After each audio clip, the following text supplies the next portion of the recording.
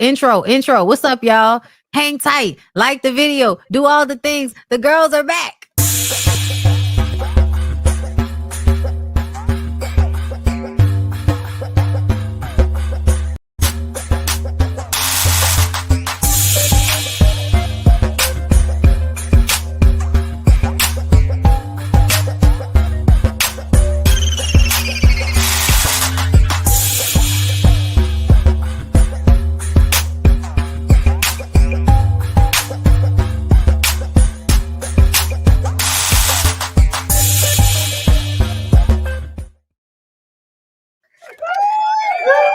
Damn it. Did you miss us? Okay, we missed each other. Shit. Look at the screen right now, girl. Look at the screen right now, girl. If you want to see where you can follow all of us on our various platforms, I'm Blue Rose Bondy on Twitter, but I'm really not even on there. I'm on Threads now, y'all. Twitter's Yeah, I've over. transitioned as well. I'm definitely on Threads. I'm So y'all slowly can doing follow it. me. It's nice. I like it. It crazy is. pop out every now and again. You got to block, but it's a good time. Either way, y'all follow us on all our various platforms. Y'all ready? Yes. Ready? What's up, y'all? Oh my gosh. It's Feels been so good back. to be home. Don't feel so good to be home. It's been so long. Listen, it's been too long, y'all. A lot has happened. Okay. I went to Bali with Reset by Design Wellness. It was amazing. We have 2 more trips coming up next year that I'm hoping we fill up because I have not been to Tulum or Mauritius. So, listen, if y'all want to come through to that, sign up, resetbydesignwellness.com. Yes, thank you so much. We have a great show y'all tonight. Ladies, what are y'all drinking on? Water? Yeah, I need One to day get I'm gonna have some. wine, but water? Kombucha. Okay, that's good. I had a glass of some Buddy. Have y'all heard of that Buddy THC drink? Yes, I've heard I of the haven't. THC drinks. I have several. THC. Yeah, so I got it a couple days ago, but I started sipping it out of a wine glass, and then I recall that the last time, I think actually the last time we went live, I had one of them THC drinks, and I could barely keep my eyes open at the end of the Yeah, I show. remember that. Do you remember? And I was like, y'all do not let me do that again. So I literally just took 2 sips of it and I put it back in the fridge because that is not something I can sip on like wine. Oh, Yeah. I was on here talking about, and I had the hat on too. I was down here like this. Low, leaning. Do you hear me? Leaning. Oh, y'all know me. I'm a gardener. And you're gonna see me garden during this live. So, be well. I don't do it on their channel, but I do it on mine. Okay, just out of respect for everyone and what they have going on. Let's go ahead and get into the show, girl. This gonna be real tough and loose. I'm just gonna pull up shit and we gonna get into it. So the first thing that I wanted to start with was the BET Awards and the Soul Train Music, the hip hop BET Hip Hop Awards and the Soul Train Music Awards have been suspended indefinitely. I saw that. So sad, so sad. Well, we know BET is not owned by anybody black anymore. And so, they haven't really been putting a lot of effort into award shows across the board.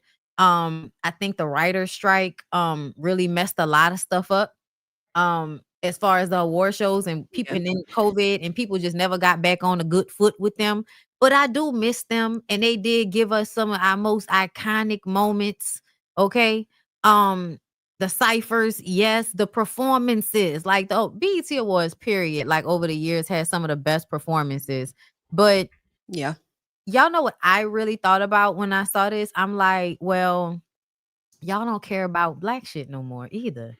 Like black You sound like Kanye. I'm George just Bush saying. doesn't care about black people. Listen, I will always go back to that. Okay, that was about Hurricane Katrina. I will always go back to that. Listen, they do not care. Black people do not care about black people.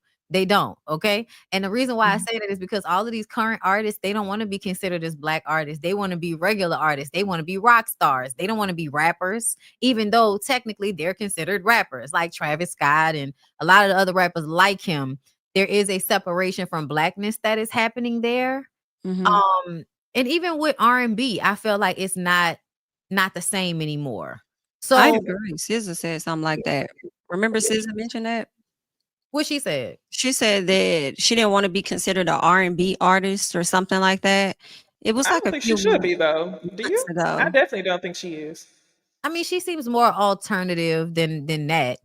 You know, Yeah, her music style, I definitely will put her, not in R&B exactly, but I just feel like who I, does, for the most part, fit into R&B I exclusively? feel They like just, there's her, and then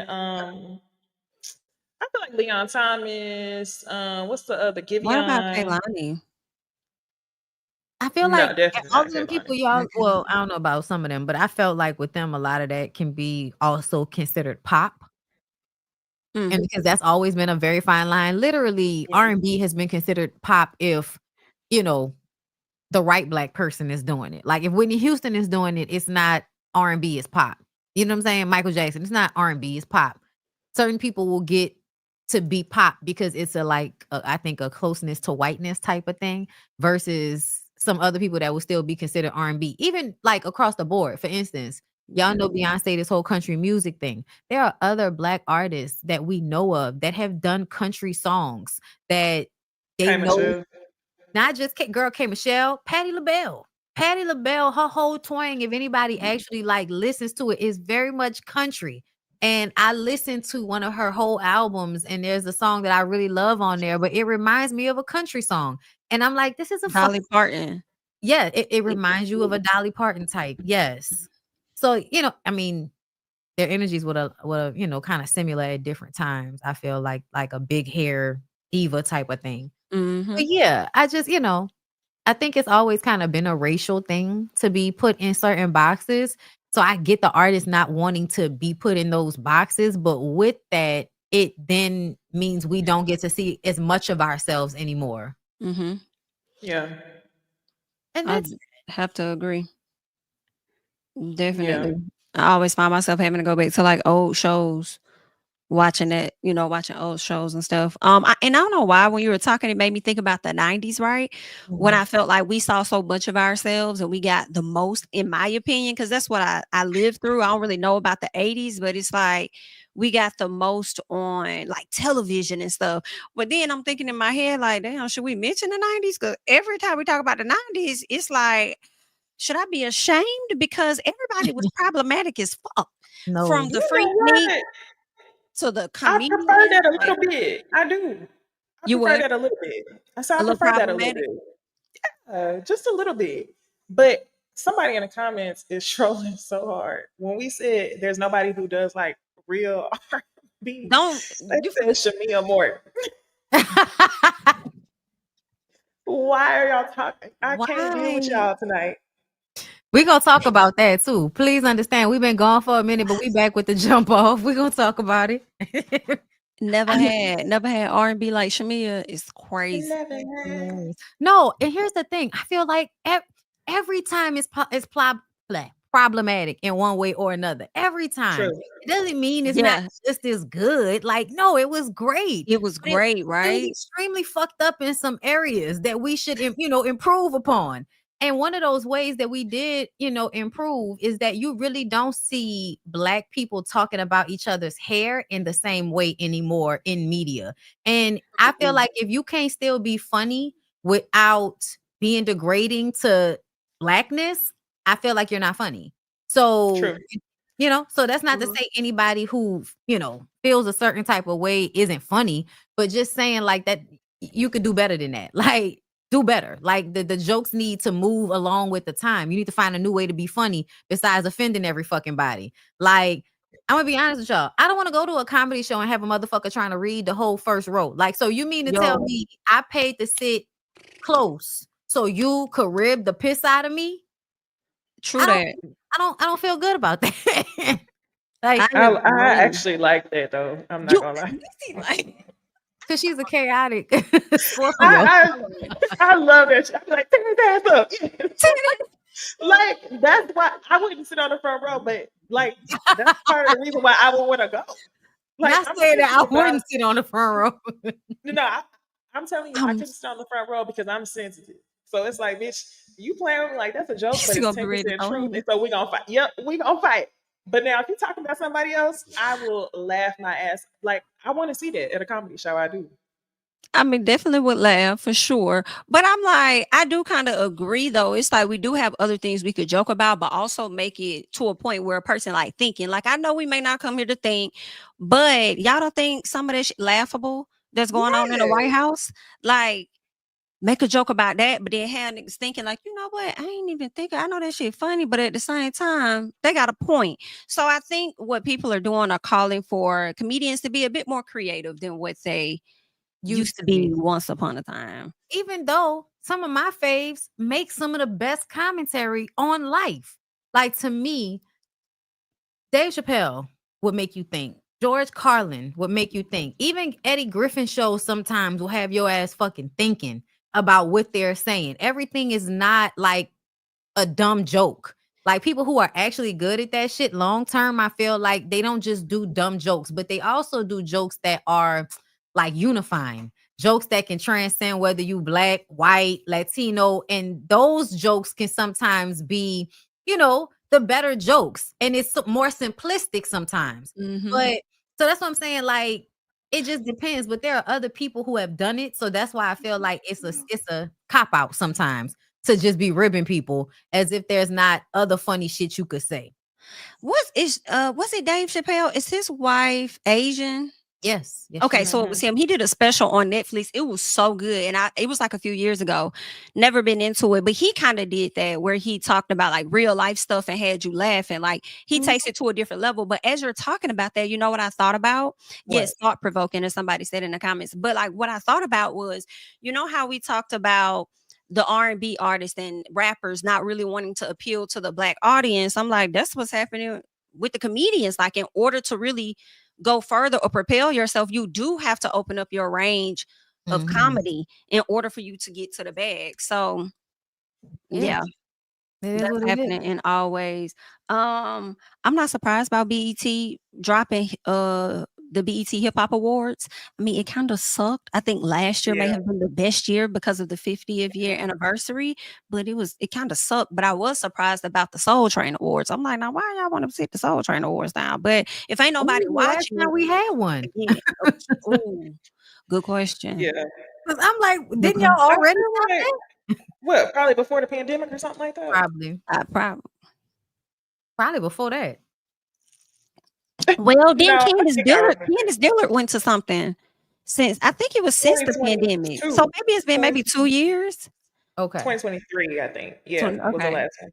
Yeah. So okay. See, I haven't been watching them as much anymore because I also feel like the reason why another reason why award shows aren't doing as good anymore, and I'm talking about the black ones, is because all of the art forms have been degraded in some type of way. People don't put the same amount of effort into their show until Tiana Taylor shows up. Then everybody won't start, acting like they know how to put on a fucking show. But just overall, in past years, I think that's why certain things haven't been as good as they could have been, because the critique is not there. They let y'all get up there and mumble rap all over the stage. Tell me when they start doing them tributes. Nothing pissed me off more when they had Childish Gambino singing Situation. I was about to say, was it Usher? Usher. No, you singing Usher. I was like, ooh, never even. Please don't. Yeah, that was wrong for that. Yeah, and those pants. Did he have on some pants that were like, why is he wearing those pants? But yeah, whatever. But I like the 1970s booty grabbing pants. I love it. But his body is so. Listen, anyway, let's move on. I don't want to talk about the man's body. He looks great. This. So Kash Doll plasters her face and name on boyfriend Zadara Smith's boxers. Apparently, this is a trend going around. And I guess it says Keisha's dick. Oh. I guess. To me, I think this is just like funny, right? It's just funny. It's just cute. Mhm. But I also feel like it's one of them things that is probably gonna come back to bite you. Like, it's not gonna just be Keisha's dick at some point. I knew you were gonna say that. Like, at some, like, because I feel like y'all know how these relationships go. They be all in love. They be like a year into the relationship. Now somebody online talking about I fucked him 2 weeks ago, and now he's trying to play me. And it's the cycle. And not Kash Doll gotta be like, I had to let him go and move on. And she gonna come out with a song. So like, just Yeah. Can I say that I'm okay with it for the moment? yes. I feel like, yes, that is her dick at the moment. Do your thing, girl. Because after he checked the fuck out her baby daddy, I got the one mad at it. He said something. Oh, I think he tried to say his son was miserable. Like they took a photo together and he said, little man don't even want to be there. So he responded and said, hey, when you're ready to go half on this private school or something like that, then come talk to me. I said, No, he didn't. oh, okay. He said, I'm the man that stepped up. Wow. Not the stepdad. The father stepped up. Yeah. Wow. I'm not mad. Okay. So You can have the boxers today. the energy is cool, but honestly, this is something I could never do. I think the face and the hearts are cute, but literally putting the Keisha's dick on there is where I'm like, And then if you was gonna do it, girl, I ain't even know nothing about it. Put that in your group chat. But this reminds me of two things. Number one, when they say the fastest way to get a man to walk out your life is to buy him a pair of shoes. This feels equivalent to that. And the second thing I was gonna say is it kind of reminds me of It's a good point. one of the things I hate when I see couples out and about. And they wear like the his and the hers and the mine and the queen and king t-shirt. I feel like it's a way of like marking, and also it's like, oh, that nigga's cheated on you before. Absolutely. And you're punishing him by Yeah. making him publicly wear this t-shirt. So Yeah. and you like 9 times out of 10 is usually the guy walking around looking miserable, and the woman like, this is me, and this is this is I never thought of headed that. that direction for me, and I don't. There's usually care. always like a jean short or something, you know what I'm saying? Yes. Like a nigga got a hat on, Yes. slow walking in the mall. Barely walking behind you or in front of Yeah. you, but y'all got matching tickets. Yeah. Yes. And then I feel like the reason why like you be knowing these niggas and knowing that they not happy is because you know these niggas. Like some, like these are your cousins, these are some of y'all's brothers. Like, so that we telling the truth here. So yeah, I don't know. This is a it's funny. You had the time to do it. That's cute, girl. But I 'Cause do let me feel tell like you, posting it is I think y'all definitely got points for sure. And what I'm cringing at on the inside is that another BIT will still fuck your man while with the Yeah. underwear he's on it. on. With the underwear Yeah, With on. it don't matter. on. Right. They do not I mean, that's care. a handsome man. That's a handsome man. Yes, I told y'all who he looked like. So He yeah. looks like Thor to me. Who does he look like to you? He You looks said like Thor? Yeah, from Black Ink. no, to me he looked like Tiana Old Man. Oh, Iman? Iman? Not Iman, the new nigga. My God. Oh, girl, I was about to say like, Yeah. No, the new nigga. They have like very similar faces here. Like they You eyes. get the brown. oh, Okay. you're right. What's his name? Pierre. I forgot. Yeah, Yeah, Pierre. Aaron Pierre. That's it. Aaron Pierre. Thank you. I was to say Pierre Thomas. Shout out to football player. Yes. Him. So yeah, he a nice looking dude. You know what I'm saying? He got her not wearing makeup as much anymore, but she look like she got a little makeup on here. So, she's still doing her. Everybody took that and ran with it, I guess. Or everybody was like, girl, don't get out of hand, and she changed her mind. You don't see it? Aaron does okay, so you know how they're twins, right? And then I don't think Aaron looks better. the twins, it depends on how you feel, you know what I'm saying? But I feel like the one twin will suck from the other. Like that's kind of like how it's given to me. Is You could. Oh. Oh no, I don't see it like that. No, they both look. I think they're both like attractive in their own Oh, I can see lane, it. like yeah. very attractive in their own lanes. But I don't see it as like now. It's If we the talking eye about to the picture with the nose. no facial hair, Hold up, hold up. Kash Doll and new boyfriend, because don't nobody know that nigga name. Uh, like this is the one I saw when he was like this. That was when I was like, yeah, he kind of got that nigga's face. Oh Right my. up in there, right up, yeah, right up in his top part. Yeah, I the can see the eyes eyes to nose. is Yeah, nice. yeah. He's nice looking though. He is. He is. Yeah, I'm happy she's happy. Why you like that's your boozy? What? Oh no. Who the On the like, who the fuck is that? no. I'm sorry.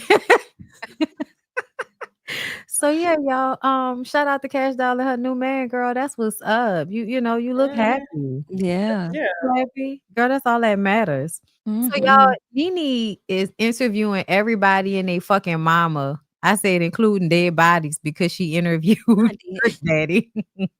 Cause y'all Oh. know Trick Daddy are half dead.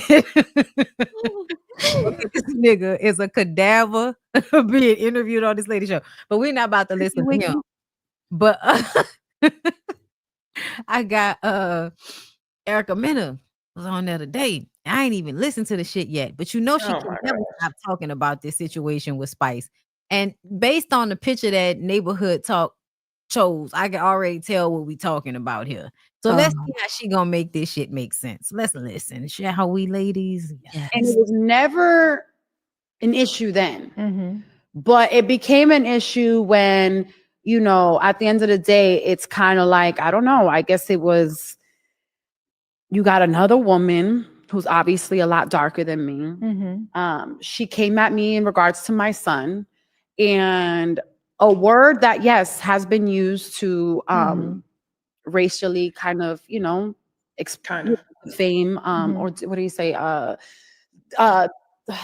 To belittle a race at one point in time. Oh, bitch. It wasn't said because I was racist. I said it because it was a more of an appearance thing. It wasn't skin related at all. And I say all that to say that people have selective outrage because this is the woman you guys are going like so hard for, but she literally went viral, or should I say had a whole media campaign about becoming a white woman.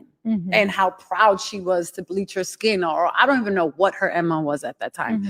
But it just goes to show you, like, people just at the end of the day have selective outrage, because I feel like it was because of me. I'm used to being kind of hated one week, and then you know how it is with us when we're on air. Sometimes they're riding for us, sometimes they're against us. That's So, right. and I've been like that 15 years. So I have more people that hate that, and it was never an issue then. But it became an issue when, at the end of the day, it's kind of like, I don't know, I guess it was, you got another woman who's obviously a lot darker than me.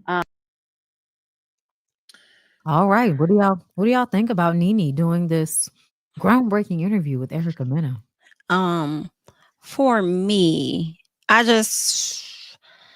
don't mind Nene doing the interview. I know a lot of people are upset, but sometimes when you enter that space of, doing interviews, wanting to get in your journalist bag or whatever, it's going to end up being you asking questions and interviewing people that a lot of people may not like. And I just feel like that's just how it's set up to me. Now, granted, yes, she had a choice. She could have said no, whatever the case was. But I'm like, hell, Oprah had full on racists in her damn, in her studios, interviewing them. People out here from the same area Glorilla got her house robbed at. I can't even think of the name of it at this time. But anyway, so I don't mind her like staying with that lady. Like, it is what it is. But Erica was killing me talking about it wasn't a skin thing, but it was an appearance thing. And I'm like, but her skin is attached to her appearance. So what exactly are you talking about? The fact that you're stumbling over your words, you don't even know. Yeah, I don't know. She might want to go forward and not speak on that anymore and try and separate herself from that situation and just say, I've addressed that. I've already spoken on that. But the problem I do have with Erica is her never giving an apology She about did, didn't it. she? She Not did. to Spice. I Right, don't you're think right. she did. It was It just was like more so to the everybody. network. Yeah, if I offended y'all, Forsyth County. Thank you, Miss D. Um, but I feel like she gave it to everybody else, but she didn't necessarily give one directly to Spice. And I think that's where the problem. That's where the problem is, for me. But I did. Well, we know she didn't give it to Spice because she never felt bad for saying it. Well, Like, here it is. even though she made the apology, it was because she was losing jobs. And I knew that was because, like, that wouldn't just casually come off your tongue like that if, for one, you wasn't used to saying it. And, like, that's just a part of your culture, unfortunately. Okay, Kenny, Love Island. Anyway, um, Okay. I feel like this interview basically retracted everything that she said. So I agree with Jamie. You should stop speaking on it if your goal is to continue to get jobs. Because I saw they put her on one of these little apps after not coming back to Love and Hip Hop. She's on some show. I can't remember. One of these streaming apps. Okay. But yeah, I'm not mad at Nene doing the interview. I think I'm about to put a filter in my phone because I don't want to see nothing having to do with Erica Mena at all. I can't take it. Can't take the big teeth. My God, today. Chanel, or is it Channel? Child, it said Channel, right? That's what Channel say. Okay. Spice Yeah. did that for a campaign to bring awareness to colorists in the Black community. So Erica just said a bunch of nothing. Yeah, I agree. that's what happened. That's definitely what happened. Mhm. I don't really care about Nene interviewing these people. I just wish that when she did interview them, she knew how to guide the conversation in a way that not necessarily holds them accountable, but ask them questions. So how do you think people actually feel about that? Like she, ask questions that would kind of force them to try to take some accountability. Mhm. And I feel like she doesn't have that training to do that. So that sometimes is why I get aggravated when people who shouldn't do certain jobs do them, because people do love to talk to people they feel comfortable with. And these are reality stars talking to another reality star. They feel like she gets it. She understands them. So that's a great connect. But I would love for Nene to, just stand a little firm in these interviews and stop just being like I don't know, like somebody else gives her the questions and she just asking them. She don't really, pop back. Yeah. And that shit with oh boy really made me feel like, nah, girl, why you ain't going on Trick Daddy? You could have went in on Trick Daddy a little Mhm. bit. He went in on everybody your fucking age. Like, I like, think it's because they be friends. I think they don't be wanting to like offend their friends, but I feel like you had a point. Like this isn't her arena, so if you're gonna enter this arena, just work on your questioning, how you go about your questioning. Sometimes people don't want to just, especially when it's controversial things, sometimes people don't want to just see you have like a good old chat with your girlfriend, right? You just, y'all just chatting. Like, nah, they want, as we keep saying, thought-provoking questions, like things that they may not have thought about or things they've talked about with themselves. You want them to open up more. You want other people to get more insight and for them to understand the severity of their actions and stuff. Like we just want a little more than just giving her a sounding board, because she can do that shit on IG on her live. Right. exactly. Right. So But yeah, yeah. she got to work on that. Hopefully she gets those tips and she applies them. Please, girl, let us help you. Okay, because Lord. Let's get into something that happened while we were all gone. So while we were all gone, Why did it sound like while we're what's that segment you have? now Now that we're When grown, we were young. Oh yeah. I that said is when we were young. Yeah. that is while what we it's were called. gone. So while we were gone, Jackie Christie and Chantel Christie, or whatever the fuck Chantel's last Child. name is now, got into it. Yes, Lord. And everybody was very upset with me because I said I don't give a fuck about the fact that Jackie Christie is the mama, because I think Jackie Christie's insane and I think she's been extremely abusive.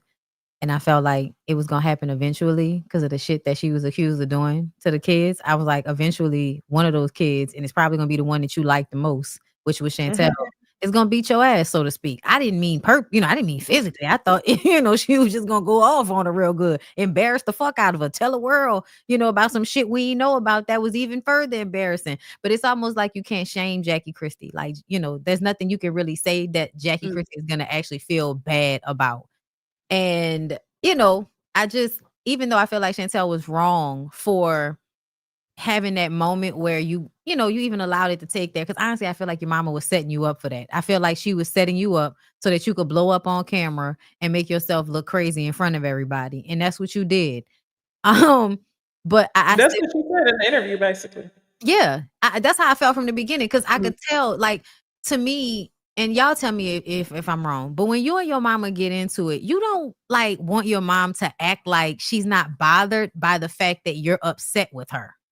Like, you know what I'm saying? Like, you want to feel like she feel away. If she's angry, she's angry. If she wants to talk about it, she wants to talk about it. But you don't want to feel like she handling you like a fucking mean girl, where it's like, I can kind of avoid having confrontation with you by acting like I'm better than you. Girl, I'm having this conversation for you. I don't need to have this conversation with you. Like, to me, I just would never want to have conversations with my mama talking to me like that. Like, and I get it. But I would just rather you be like, get the fuck out my face. Stop fucking talking to me. Like, I would rather you be honestly angry with me than to act unbothered with me. Like, I feel like that would hurt a lot more. I could kind of tell whenever she was, when Jackie was saying to her, I love you. I love you. Like, I don't think it was truly coming from a place of like, I think what's more aggravating for Chantel, because that level of like patience and motherly like essence that she was given when Chantel was upset, she probably never actually gave in her childhood or adulthood. So it was almost like, to me, I felt like it's a possibility that she felt like Jackie was trolling her even further, because it's like, who is this talking about, I love you? Oh, let's talk when you're calm. Like, I could, while I don't agree with what Chantel did at all, I do not agree with what she did at all. I also feel like, how was she to know better if what she experienced of her mom like was that? Like, she wouldn't do that if she had a mom who really fostered a healthy relationship with her. So I think a lot of people are speaking from the point of like, I could never do that to my mama. Like, oh, my mama crackhead, but I would never do that to her. You don't know what level. No, for real, honestly, you don't know what level of victimization Chantel might have felt as a child. It's different when you have a parent that's just irresponsible versus a parent, like she says in this interview, is your first bully. So I can understand why she did it, but I don't agree. But I think people are just projecting their own experiences with their parents on this situation. Yeah. For me, I totally did not agree with Chantel and what she did. It was more so just how she operated the entire season for me. I felt like we're here because you felt like your mama didn't defend you when your mama actually defended you. So why are we doing all of this? And some part of me was like, if you know that Jackie is the queen bee of basketball wise, she knows how this goes. Some part of me is like, follow her lead just a little bit.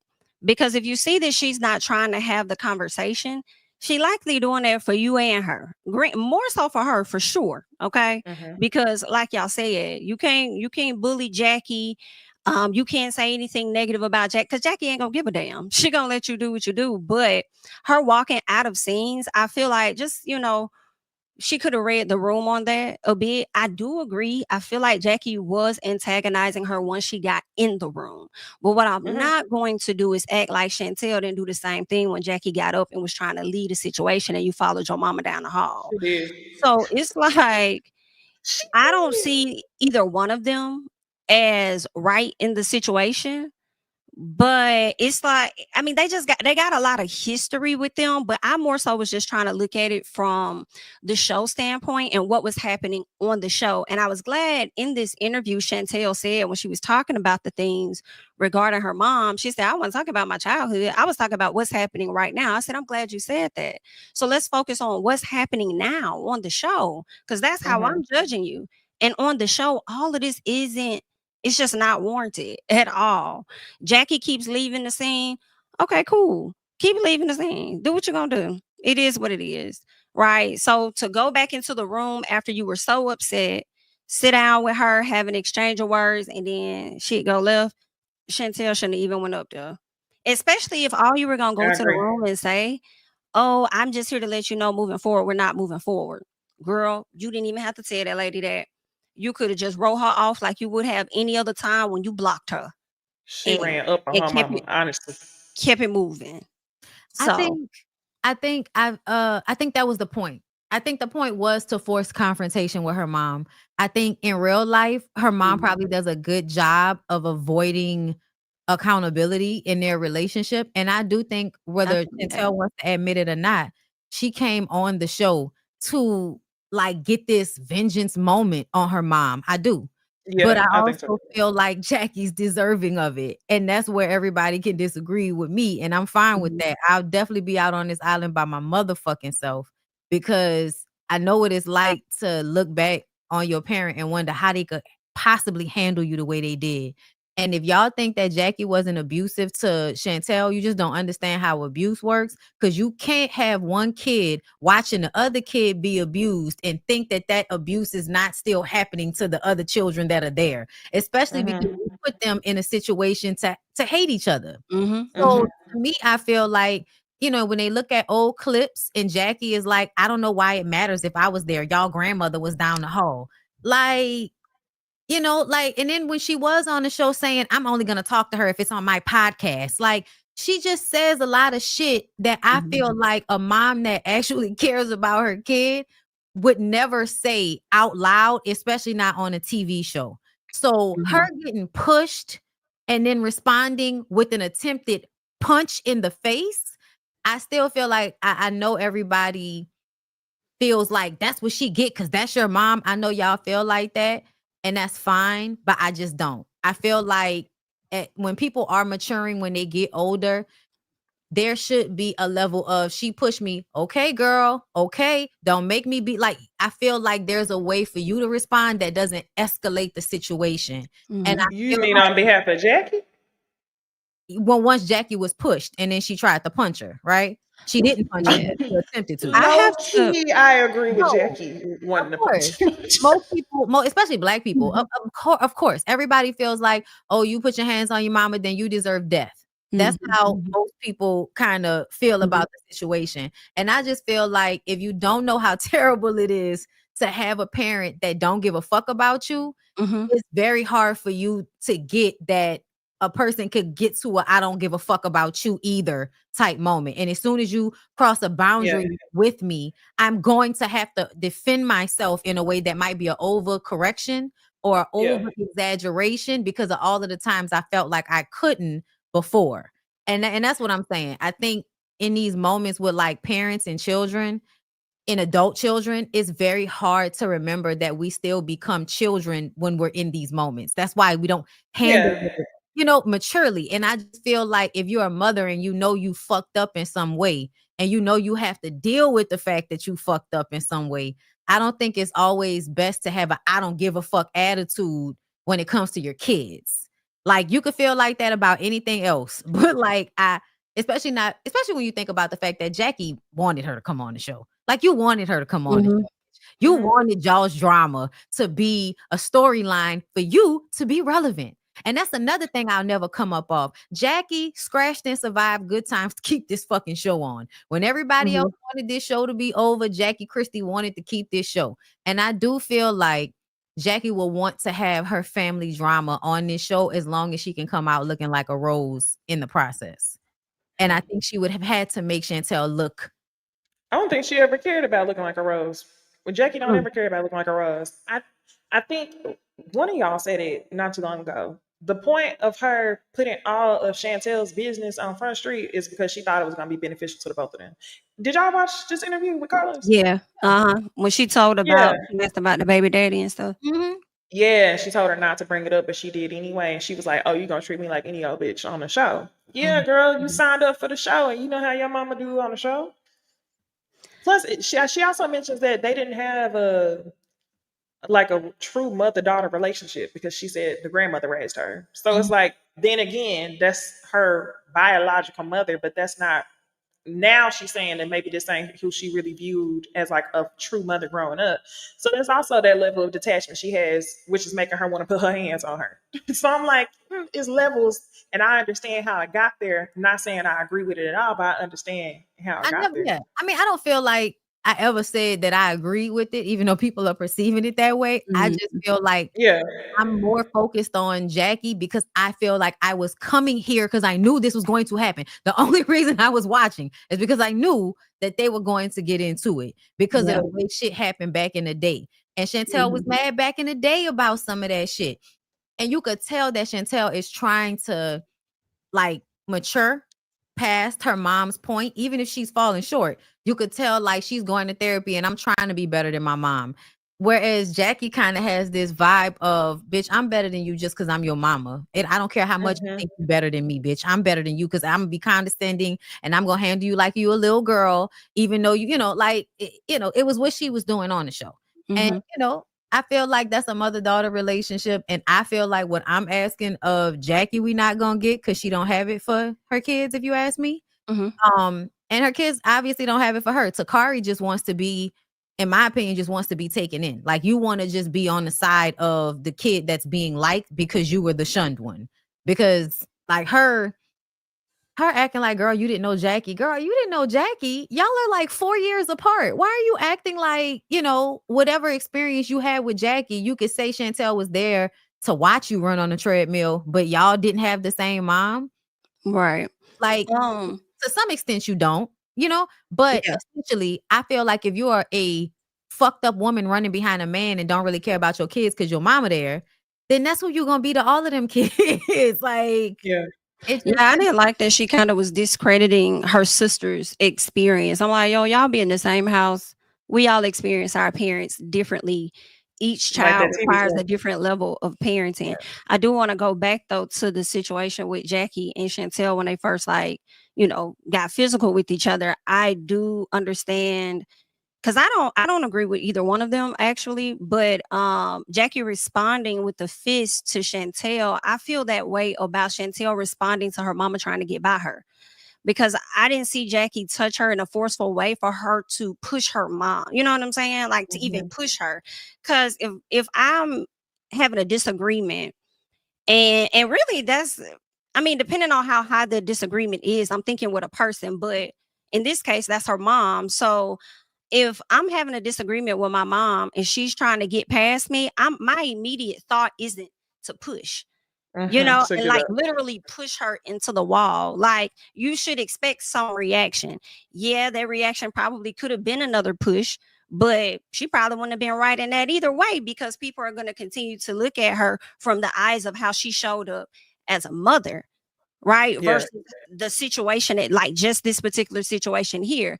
So I feel like you say that about Jackie, it's kind of like the same thing with Chantel. Like I don't think either one of them should have responded in that same manner. But I also don't agree with that you have to always respect your elders though. I'm sorry. People gonna have to be mad about that. But if you're being disrespected, you know what I'm saying? Like if Chantel would have been sitting there and Jackie just hauled off and hit her, and Chantel responded, I would have been on Chantel's side with that. I was like, oh yeah, nah, because I think that a lot of elders, even though y'all got this Bible and all of this ain't respect your elders and this, that, I feel like you got to give respect to also get that same respect back. But even though they were having a disagreement when Jackie told her to leave that room, girl, leave that room. Just get up out of there. Jackie, like, I love you, antagonizing, whatever, leave the room. She didn't have to walk back. Jackie gets up, try to escort her out. Yeah, she turn around, push her mama. When she went to escort her out, the condescending thing, that's what I think really pissed her off because she was kind of belittling her and being condescending in the moment and then gets up to usher her out. And Chantel was like, don't touch me. So I do feel like in that moment, Jackie was trying to do exactly what we think she was trying to do. You was trying to kind of push her out the door without pushing her, but you were about to manhandle her out the door and she pushed you off of her. She was, because she was already past her at that point. Like she felt like she was doing this. You know how when you put one hand behind somebody and you kind of like, come on, let's go. That's what it's also the closeness that Chantel was to the couch. It's like, I'm trying to get by you at this point.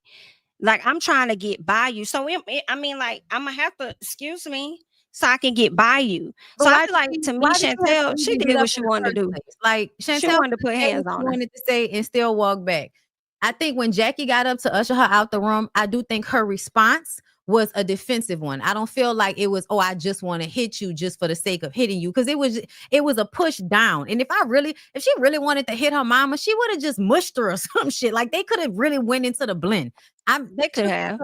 I've seen people fight their mamas, y'all. I've seen the shit. And when people really want to fight their fucking mama, they really want to fight her. And I just don't think she really wanted that. But I do think it was I have to do something, I have to stand up for myself type of moment, where she made a overreaction to the moment. But I do feel like it was based off of, I'm defending myself. I don't feel like it was, oh, I really want to tussle with my mom. Because if she really wanted to tussle with her, once people got in between, that would have been a perfect opportunity to try to actually do something. But what did she? I feel like she kind of like backed up and then she threw her purse. So it's like, I feel like I can see her going back and forth with herself about, I don't want to do this, but I want to do this. Like, I think what happened is Chantel came on this show and literally realized that she couldn't really hang with the mental mind games of Basketball Wives, definitely, Jackie Christie.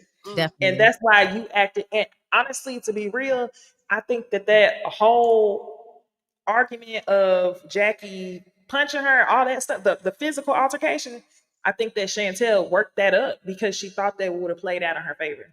And I feel like she worked that up because of how she acted when she went back and told all the girls. She immediately played herself as the victim and then went and told the daddy also.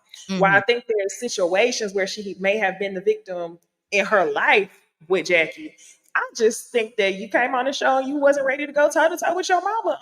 Like, just for her antics, she's producing. She said in an interview, she's producing. She And you was. ended up taking the largest L because people who not mentally strong always react in a physical way, and you end up taking the L.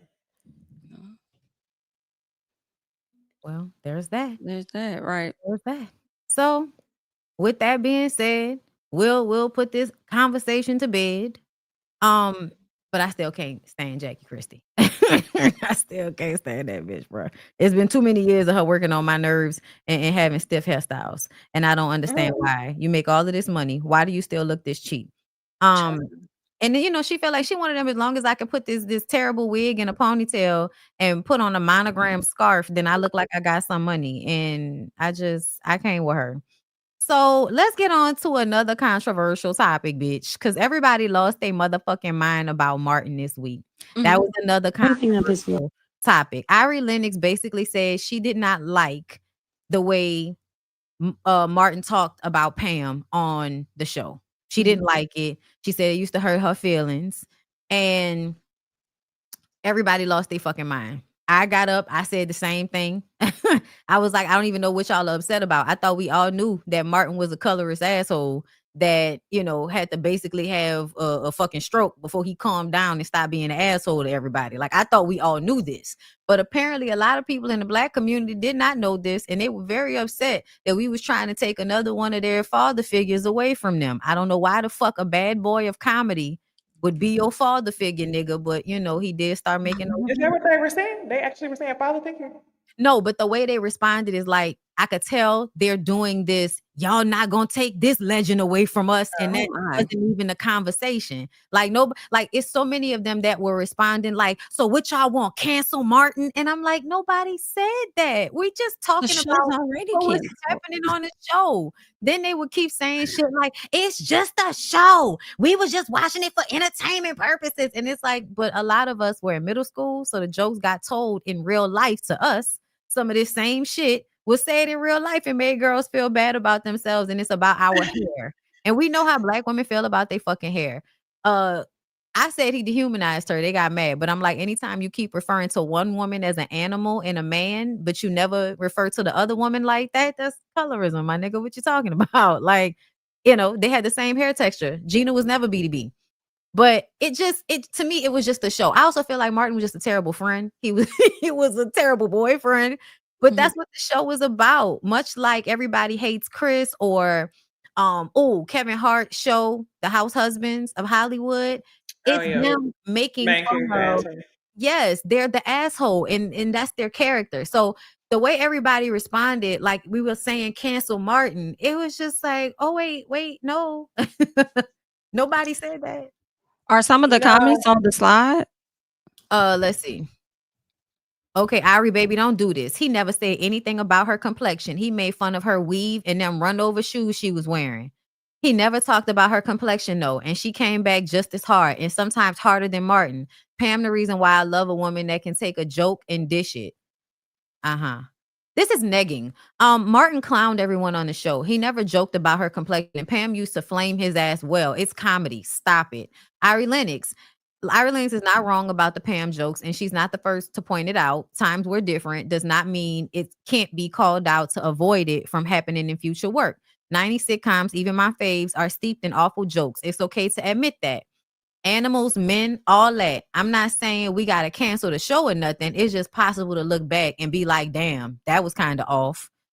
I don't know why y'all lie. He compared her to animals, talked about her weave, even though it was always laid, and made jokes that were clearly colorist. Run over shoes. Pam was dressed to the T every episode. Even y'all accepting she was busted due to his jokes is rooted in colorism. And there were people that said, about Martin, like of just, well, you know, there were people that said they felt like Pam, they didn't realize how fine Pam was until they got older. Nah, when I was younger, for me, I always thought Pam was that girl.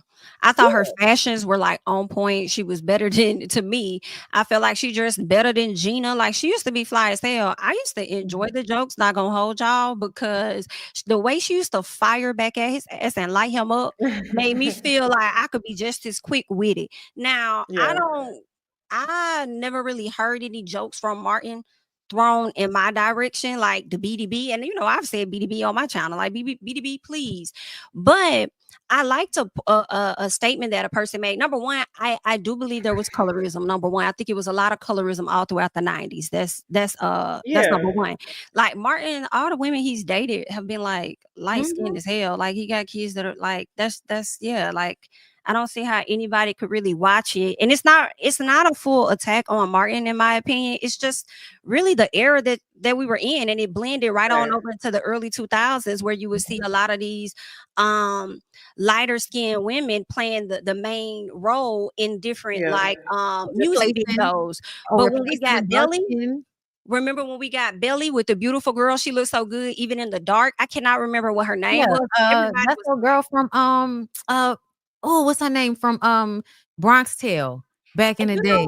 I feel like that's where people probably got that, not directly from the movie, but we didn't get as much exposure. And I feel like because we didn't get as much exposure as beautiful dark-skinned women, people would say, oh, you beautiful for a dark-skinned girl. Yes. Yeah, that was normal. Like, are y'all okay?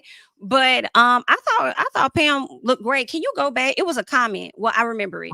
They said just because no, go back. It was something about just because, like, we're not trying on to the other side. Yeah, on the side. okay. It was something they said that I think it was here. No, go to the next I one. think it was the next one on the right. Go to the next one. Next one this way. Yeah, right here. Hold on. It was the second one. He says, I'm not saying we got to cancel the show or nothing. It's just possible to look back and be like, no. I'm sorry. I think it was. Was it the last Was it that one? But or maybe it was the first one. The times were different. Yes, Yeah. It's the first one. Does not mean it can't be called. No, it's on the. You was on the right slide. Yeah, you was on. It was the first one. This is the first comment. Times were different. Times were different. Right. Yes, we can't call it. It can't be called out to avoid it from happening in the future. Right. And I feel like that's a lot of what like the civil rights movement was. In addition to other things, when it comes to politics, they call SHI out in an effort to prevent it from happening again in the future. And now those things were extremely harmful, but I do feel like with the Martin show, not that the jokes he made weren't harmful, but it's different because the show's not going to go anywhere. Like we're going to continue to enjoy the show for what it was. It was nostalgia to us, but it does not mean that you can't call out like, damn, like they said, that's kind of off. Like that was a little, was fucked up. So moving forward, be mindful of that type of stuff. People like to act like there is no deeper side to this shit though. And that's something else where it's like, well, things are always deeper if you care to go deeper. Yeah, I agree with what a lot of y'all say. I actually did watch the show because y'all know a lot of throwback shit I don't be knowing. I actually did watch it. My parents let me watch this one. Me and my sisters always said that each other had BDBs, like all the time. Oh, really? We would always say, "Oh yeah, for sure." Hair up in the ponytail. Oh, your hair cute from the front, but you got your BDBs in the back, like girl. But yeah, I think like Jamie was saying earlier, the 90s was a bunch of colorism. Like I remember my cousins making fun of one of my other cousins and they used to say he was black like coffee. Like we used to call him coffee because he was so black. But like I think I understand what you're saying, Bonnie, where it's always a level deeper. It is always a level deeper because it's always the psychology and everything. Mm-hmm. But I do understand people not wanting to do that with this show. So it's what a lot of these people are saying. You can call a thing a thing like the first comment. Like times were different. You can call it out and move on. It's weird whenever people just don't want to accept or even hear about the other side of things or the deeper thought behind things. Right. Which is I weird agree. because it's like they don't remember history like factually. Because this They don't conversation want to. started off being about just the show. And then they started making it about Martin as an individual, which then made me feel like, nigga, let's not do that because we can really bring up how he really was angry. Everybody felt like he was angry. It was bleeding through in the show. That's what was going on with him and Tisha Campbell. They say he talked to a lot of people on the set bad. He was full of himself. He was also on that ooh wee. You know, that's what Mhm. he said on Run Tell That. So, like, I think that Everybody has stereotype though. Now that I think about it, I Mhm. mean, they made fun of what was it, Big Shirley.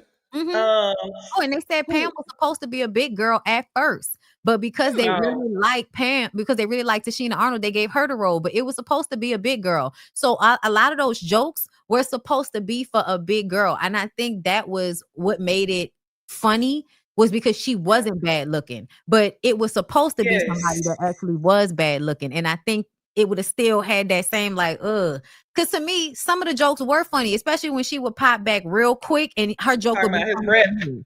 Cause it would be improv, because they said they didn't really know what direction he was going, and I just used to love that she could like really hang with him like that, like, and you know, when a lot of people don't know that Pam was supposed to get her own show. I don't know if y'all remember that at the very Right, end, at the end in season and I 5, the record company. Yeah. yes, I was like, what happened to that? I was so like ready to see that. I used to think she was fly, like, She was, Yeah, especially in that era. That was when they really start after season 3, they really started making money. The wardrobe went up exponentially. And the suits that Gina and Pam used to wear to work were like top tier shit. It's like, what department store did you hoes buy I that know, shit right? in? Okay, Bob which said, dealer? "Droop." Okay, and a tight curl and like a, different colors and shit. It yeah. was like, come on, we could always talk about the good shit. But I do feel like, people can act like they didn't want to have a Martin and Gina type of relationship, but they fucking did. And the relationship was toxic. But we can, different conversation for another time. But I was just like, all in all, the show had points that we kind of you know, we fashioned ourselves after in one way or another. I personally felt like I liked the way Martin and Gina used to look like they always wanted to tear each other up. The blue dress episode is one of my favorite episodes because they had to like try to stop fucking each other for like a day and a half or some shit. And they both was laying in the bed in them fucking onesies. And then when he pulled a cover back, he had an ice pack on his dick. It was the funniest shit in the world watching that nigga get up and walk out But to the yes, bruh. So like, I enjoyed that part of it, but it really was a fucking and fighting dynamic. And I think I Yeah, went into a lot of relationships like that were toxic as fuck. So it was like when we say he treated Gina like shit, he did. Like he might have came back and made up for it, but he turned right back around the next episode and did some fucked up shit. And we do go through the cycle over and over again. But again, a lot of shows run with that same kind of theme. Everybody loves Raymond. You know what I mean? Like it's a lot of shows that, even I think what Seinfeld and them, like the main character is always flawed. And all of the friends or family members are having to like stick with them even in their girlfriend. flawedness. Yeah, girlfriends. Yeah. Because Lord Mhm. knows Joan child. I love an old nasty old breakdown on girlfriends. Oh, anyway. Because that's why I was like, why are y'all getting so upset about this? Like, everybody on TikTok talks about old shows like this. Like, why is everybody? It's been happening for years. And then you have people that'll talk about what happened in the 80s and how this person was like that and da. Like it happens. Why? Because y'all don't have that. I love the 90s. Y'all don't have those shows no more. Y'all don't have the shows where we Well, you remember we was talking about that app. What was it? I haven't seen it in a while. Was it called Pluto? What was it? It was like a streaming app that only played shows from like the 90s and early 2000s that I saw on my TV like months ago, and I cannot find it. Pluto. Oh, It was like a bitch been a fan of an old TV show. Like they got what was it? Freevee or what?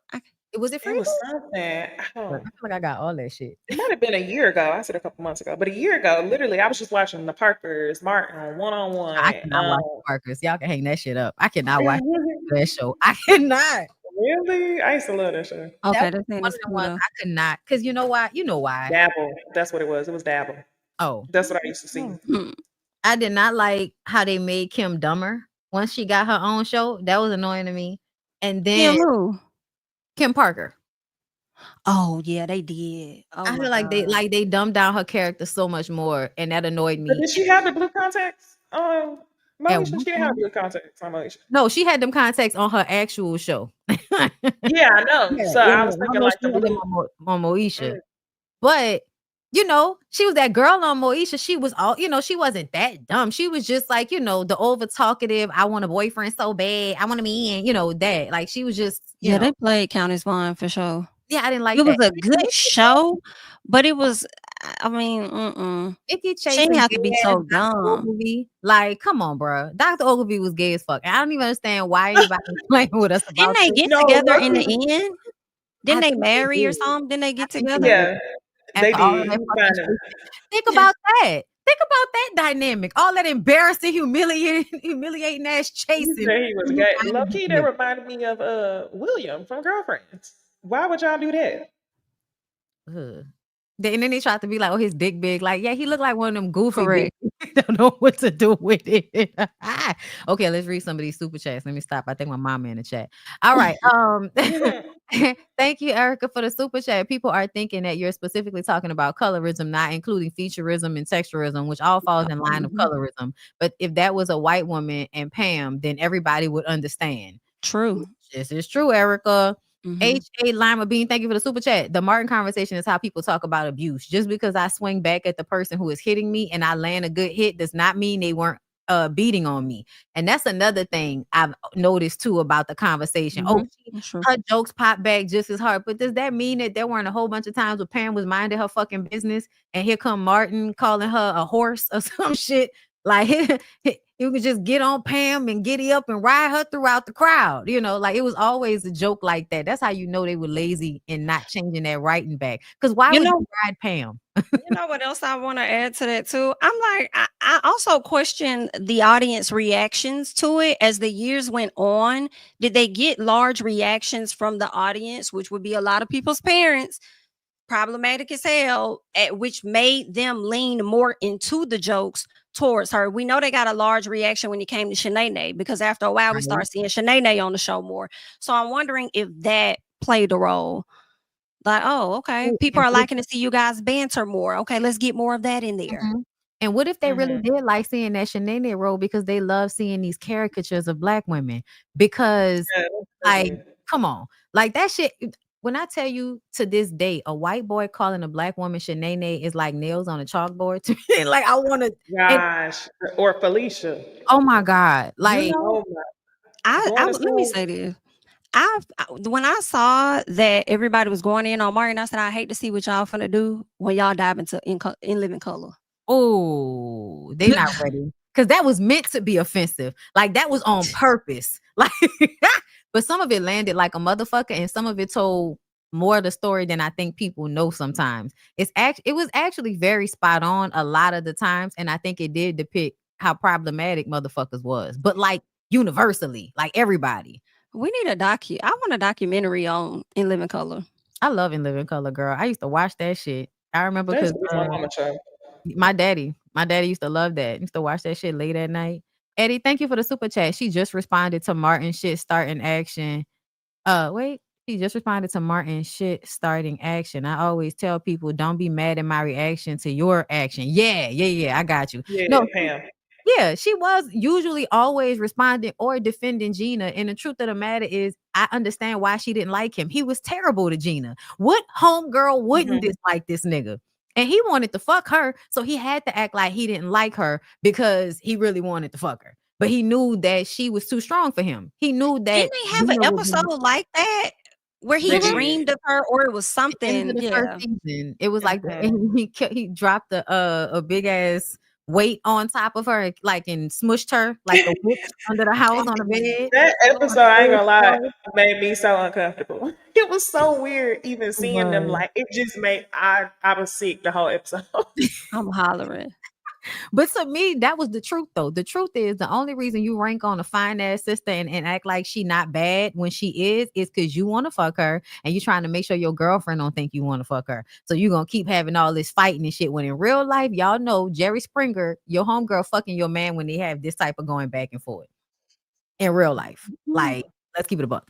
Lima Bean, it tickles. Thank you for the super chat. It tickles me that the same people pretending Martin wasn't colorist are the same people who want to pretend that black men minstrel dark-skinned women was humiliation rituals. Oof. I mean, to some it does feel like a sellout type of thing. It feels like I'm gonna put on a dress and like over dramatize and kind of be cruel with the way I depict my own, community of women for the validation of these white people so that I can get the type of career that I want. There is a level of that to it. I do think so. And I think that the white men who are in charge know this. They know that in some way. And it's not that white men don't also put on dresses. Like, that's not the point. But with black men specifically, the way they have to betray black women and their caricatures of them is, because even the way Martin displayed his mama, like, nigga, mama had a mustache. Why you do your mama like that? Yeah. Why you do your mama like that, bro? That was fucked up with my mama bird. Nigga, okay, that was another thing. Martin was fucking terrible. That episode where his mama beat his ass over that bird was one of the best ones. Because that bird talking shit to Gina and then him acting like she was tripping. Like, nigga, your mama can't stand this fucking girl. Why you acting like you don't know that bird talking about Gina? That's how it be. That's how it be. That's exactly how it be. Are you sure? Do you think my mama would really do that? I don't think my mom would do that. What? My mom's a sweetheart. Nigga, please. Eddie, thank you for another super chat. My cousin's in my head. I'm 41 today. I literally died last year. Was in the hospital for a month. Now blind in my right eye. Just happy to see y'all. I'm sorry to hear that, Eddie. Thank you. Sorry. Happy birthday. Happy birthday. Thank you for sending us all this money today. Oh, yes, happy birthday. Y'all should read the book Adult Children of Emotionally Immature Parents. Oh, that's on my list. TikTok about that. I think that would add perspective to some people in the comments. Yeah, I'm really into reading a lot of those books, obviously, because like I'm still unpacking shit myself. So like, it's like as time goes on, more information kind of comes and you start to look at shit like, ain't that about a bitch? Like stuff you knew was fucked up, but you ain't know how fucked up it was. Like, the shit I told y'all before we came up here. Like I didn't even really think about it as fucked up as it was. And then now I think about it, I'm like, man, that was fucked up. It was fucked up. You know what? You learn that everybody's doing like the, as Erica De Niro would say, the Agent Smith shit. So like they're acting in accordance with all of these, social laws that we put into place. And a lot of people know that your children naturally will come out rebellious to these systems because they're not really natural. So your kids are going to be fighting against these systems and it's your job to break them into the system, especially girls. Especially girls. They have a intentional thing to break girls so that they don't want to assume power over men or over boys. Because you automatically get called bossy when you halfway competent as a little girl. They're gonna start calling you bossy just because you know the right answer to the question. Or you try to help somebody. Oh, that's not the right way to do it. Now you bossy because you're trying to help. It's the weirdest thing to me, like the way little girls are like socialized to carry all of this responsibility, but are also still looked at like they can't handle the same amount of responsibility that a boy can. Like presidency. Right. Right, like presidency, like certain jobs. Like it's crazy to me. Like men still feel like, because I was on TikTok, men still on there feeling like men are inherently better leaders. And I'm like, how do you come to, because most of the leaders are men, by brute force and hundreds of years of murdering people. Like, not because it happened, just because y'all was so great. No, it happened because y'all, brute force. And they think that leadership means having the ability to have brute force, which, if you really know aspects of leadership, brute force is not necessary to lead. But yeah, y'all. That's crazy. Girl. Probably had a daddy that didn't even lead their damn household, and he over here talking about something. Men are better leaders. Like, shut up. But women are better teachers and women are better nurses. I was listening to them men. I was just like, wow. And there's so many of them that really think it's a biological thing. They think it's a DNA thing, that they're better. Like, testosterone makes us better leaders because we're going to act quicker. I'm like, you're also going to make bad decisions. That's why more y'all are in prison than us, because y'all's quick decisions are normally overly emotional and y'all don't want to go back to it. Wow. Shit, don't put them on birth control either. Listen. Oh, you saw they got that new birth control coming out for these niggas by the end of the decade. We'll see if they actually get on it. They've been talking about that for so long. Honestly, I hope not. Honestly, I hope not. Because like you're saying, I don't think they can handle the emotional up and down. Like, I would be afraid for our safety. Oh, wow. Like not personally, but like Ain't think women about in that. general. Mm-mm. Yeah, my Markel hormones Green. fucked up. Markel Green, I hate to hurt your feelings, bro. No, it wasn't. It wasn't a great. If we actually go through some of them episodes, it was not that great with friend group, son. Martin was terrible to all of them people. And they just kept getting back at it. Was an abusive, toxic friendship, y'all. Like, that's why bro man used to come down to tape what the hell he want. Fifth flow. But nah, like every episode, Martin was making fun of somebody to a point of really making them upset. He was, playing Tommy because he fell shorter than Tommy. So he, like, it was just always he was always going after somebody. But like, nah, bro, he wasn't really a great friend like that. That's why they didn't show up to his birthday party. Remember? It was like, I'm not down with Martin no more. It was a surprise. But they had Gina all upset. Okay. But look how they both felt. They was like, don't nobody, come on, baby. We about to do the party. Tommy used to kill me the most though, because he reminded me of one of my uncles. You ain't got no job, man. Like, literally, one of my uncles. Somebody could say anything. You could be like, oh yeah, I was talking to a bird catcher. Yeah, if he needs any connections, I know. I used to work in bird cat. He like literally everything. So anytime he talk, it's just like, you ain't got no jobs. What are you talking about? What are you always talking about? What have you done? But you say you've done all these things. In real life, though, I think Tommy was a fucking teacher or somebody that worked with kids. They say he did have a job at the very beginning. Like, so that episode where yeah, teacher, I remember that. I thought it was a substitute.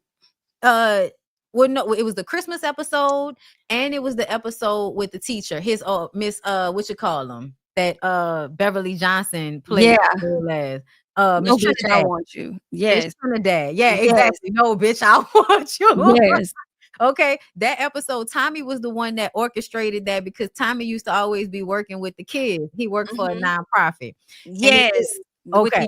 Yep. I was like, it was also like, why we never saw nothing from Pam. Like, we never saw no family from Pam except for when she played herself. But we played herself. We saw Tommy's dad, and we always saw Cole's mom. Yeah. So I wonder who the fuck Tommy's mama was. So many questions over the seasons that I would have wanted answered. That show is really supposed to go on for a lot longer. I'm mad, niggas get on the ooh-wee and start fucking up like that. Anyway, let's move on from there. So, y'all, I want to talk to y'all about this local story. And y'all know I don't normally like to talk to y'all about no local shit, because I like to stay out of local shit because people get killed around my way. Like, I really need to move. But like, we have been known to like unalive content creators for saying shit we don't want to hear. There was a content creator back in the day called Messy Miles, and I'll never forget. I was about to mention. Didn't he get killed right after his baby shower? Yep, his girlfriend was having a baby shower, and he never forget it. Right there, not too far off Claiborne, I think. But Is he that used to do what somebody? streamers are doing now. Like Messy Mouse was here before all y'all streamers. Where Messy he will Maya. pull up on you. I mean, Messy I'm sorry. Maya. Yes, I'm sorry. You know, Messy Messy Miles Maya. is Yes. our other homeboy. Yeah. Okay, yes. So I don't want to confuse that. Messy Maya, because he would pull up on people and roast their ass in their Oh yeah, face. Yes, outside, that's what I'm talking about. outside. I remember one time he rolled up on me outside, outside on Mackenzie's. I was going to get some fucking chicken, and I come out Mackenzie's, and here he come. Well, what's up, daughter? Like, what's up, cool? Because I knew him from like I used to do plays at Abe, and he went to Abe, and cool would go in and out of being like feminine like that when he was on camera and all of that, to very much talking all the way down like this in his voice. Sometimes I was like, Yeah. like it was crazy, but you know. Like, it was sad. It was very sad. So, like, I have a tendency to stay away from local stories, but I feel like we could talk about this. Okay. So, Okay. this is Justice Williams, girl. And the only reason I want to talk about this story is because the man that she is crashing out about. Now, this is old video, all right? This is old video from, I guess, some years ago, 2017. They met in 2017. She was 19 years old. His name is Spencer. So, I'm gonna play the video, and then we're going to get into the situation. Hold up, I don't know what type of music that is, but this is her that man. Well, I'm already here for it. Hold on. This is the beat. Yeah, because the music, I'm like, Yeah, I don't want to get no copyright. She about to hurt herself hopping over this nigga's gate. And then, oh, nothing. It's just Justin Williams crashing into her baby dad's place. And it's from 2022. Y'all oh justifying no. her behavior is beyond me. Who do you think is funding her lifestyle? This So- is her ex that's hosting it? Yeah. This is his place God. that she fucked up. It's Yeah, bad. nah. It's terrible, That's- y'all. And why? Wait, why she do this? We're gonna get into that. So she said that the relationship was overall abusive, like mentally, physically, emotionally, the whole nine. And she was 3 weeks postpartum when this happened. But here's what she said. Justice Rick Ross ex posted a TikTok on July 29th, joining the plug calling trend. She shared a clip of her baby daddy going off on her about their child, calling her a miserable bitch and a hoe, urging her to see their son. She captioned it, "I can't make this up." 3 years later, that led to tons of questions about her from her followers. Let me see. Yeah, see, they always want to play music and shit on TikTok. Right. In response, Justice shared a 5-part story. Oh, press if you mute it, keep it on mute and play it for like Okay. 5 seconds, and then the music will go away. Now, Bro, what is the matter with you? Do you understand that this boy ready to fucking see you? Like, why you just not grateful with the time you had? Why you gotta always overdo shit? Why so fucking ungrateful? Bitch, I hate you. Your fucking son is ready to see you being a bitch and a hoe. You know? See your fucking son. Stupid motherfucker. Boy, miserable you. You miserable bitch. I hated you the fucking day you walked out that fucking house. I'll never forgive you.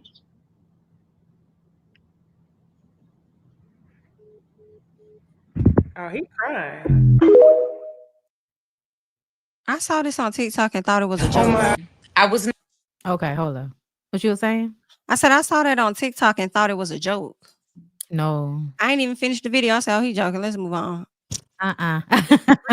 No, niggas from New Orleans are overly emotional. not equipped or schooled on being a young woman and dating an older man. This is not something that I've ever done before. And so it made me a little frantic. It made me a little concerned as to why this man would want to talk to me. And I've never seen this man before a day in my life.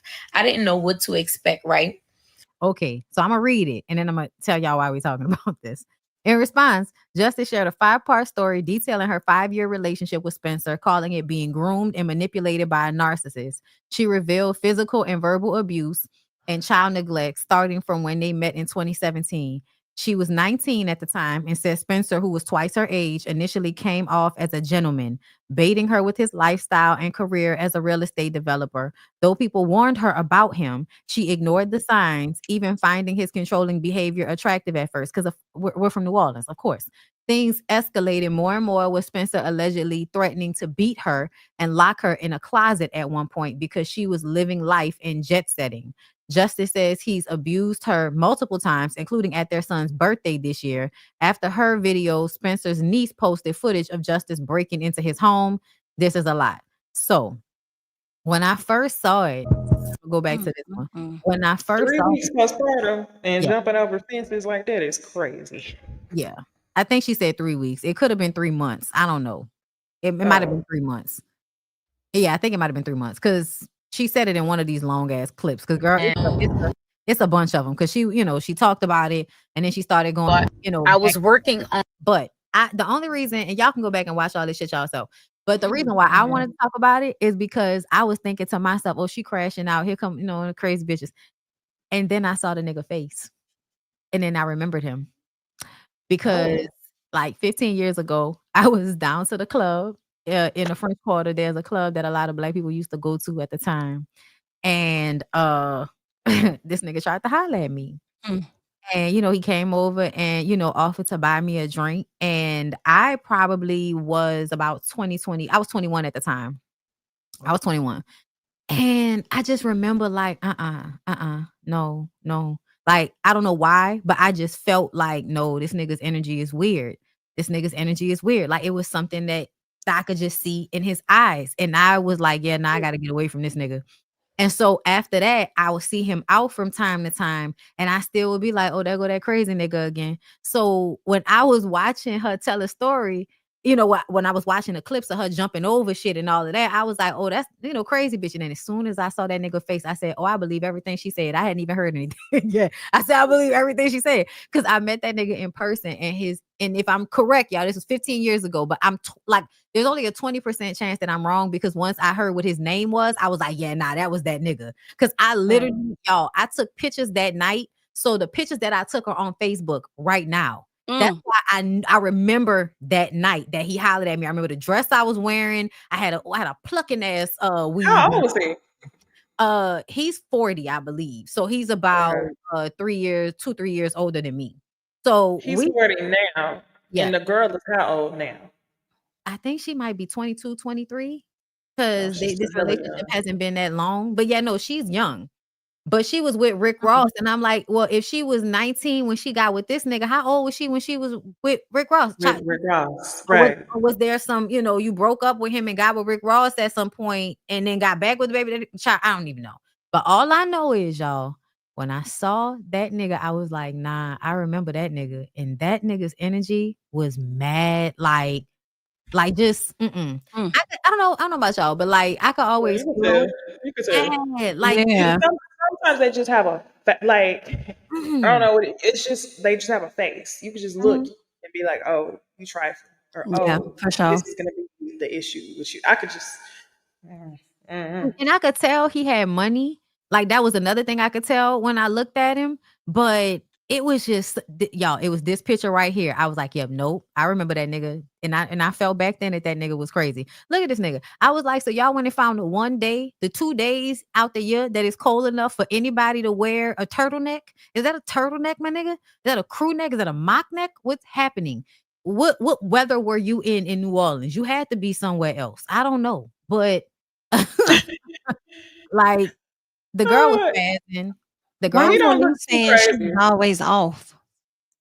Because But when she was with Rick Ross, there's videos of her on online back when she was with Rick Ross, and it's not a good look back then either. I'm just confused that Monique of all people is saying something about somebody always being off. That's always been off. That's why it's so surprising. And they both have that small crazy lady energy. So yeah. But nah, this shit was crazy to me, y'all. There's a whole 5-part series on TikTok. If y'all want to follow Justice Williams and go see about it so y'all can hear about it specifically. But I was just like, oh yeah. And then, another thing was that he reached out to Tia Kemp. That's really how the shit kind of spiraled because he decided he was going to reach out to Tia Kemp, trying to get Tia Kemp to call her and read her or blow up her spot or whatever. Which is another sign to me that you a weird ass nigga. Cause what the fuck? Is this the same girl that said that she was going to law school? Yes. And then people start playing clips when she Yeah, said she was she never lying about said it. that, but she Yeah. lied? Lord Yeah. have mercy. Exactly. Hold up. There's someone. I've been thinking I've been watching separate videos, just clips, because I don't really finish the whole thing. And the whole time it's been connected to this one girl. That's crazy. Yes. I didn't I'm know so at first behind. either. I had to go and grab this piece on TikTok. Anyway, breaking news. So in today's news, Young T got a call from a guy named Spencer. Spencer got a baby mama named Justice, but Spencer, we need justice for Spencer. Spencer say his baby mama Justice is crashing out. She has literally crashed his G-Wagon into his house. So I've gotten the videos. I've gotten the backstory on this crazy crash out. Justice want to be a victim all over TikTok. Yeah, the Justice who was just on my baby daddy just a little bit ago, but she ain't on him no more. He got another girl. So I'm here, she crashing out because it was just her time back then, and now it ain't her time no more. So Justice is just a crashing out. But anyway, 8 p.m. on TikTok, I'll be going live with y'all on TikTok.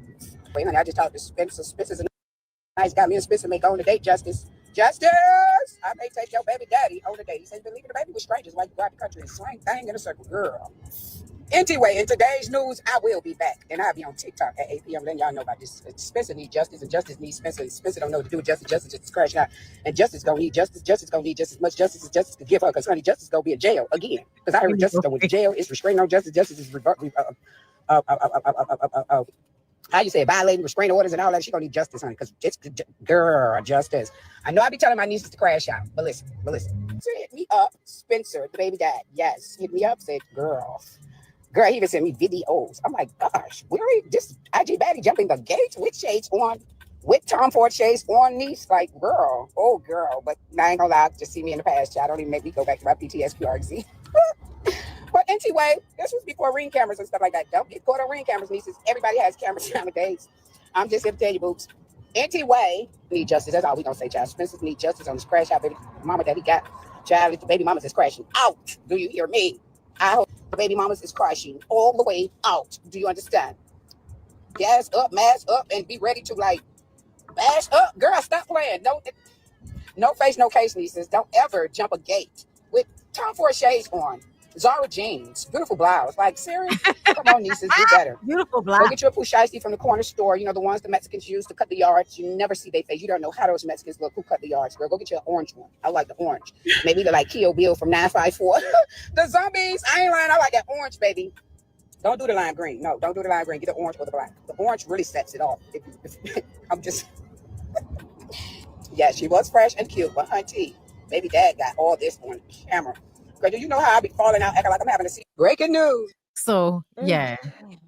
And so that added more to the, and that's why Justice got to be online defending herself and saying that the videos was from 2 years ago. And, you know, they trying to make it seem like it's recent. The crash out is not recent. That long ago. It was from 2022. Yeah, it's not that long No, ago. it's not. It's not. It's absolutely not. But it's long enough for you not to act like that shit happened yesterday and you need justice. Like I ain't already go to jail behind that shit. Like True, I'm it is Yeah. long enough for that. So yeah, nah, but it's given she got online to tell her story because that's what people do on TikTok. And he decided to call Yanti and put out this on the blogs and all of that. But I still feel like you didn't have to call this lady and try to create some relationship with it. Like that's just some weird nigga shit to me. Like it's just that's an extra step.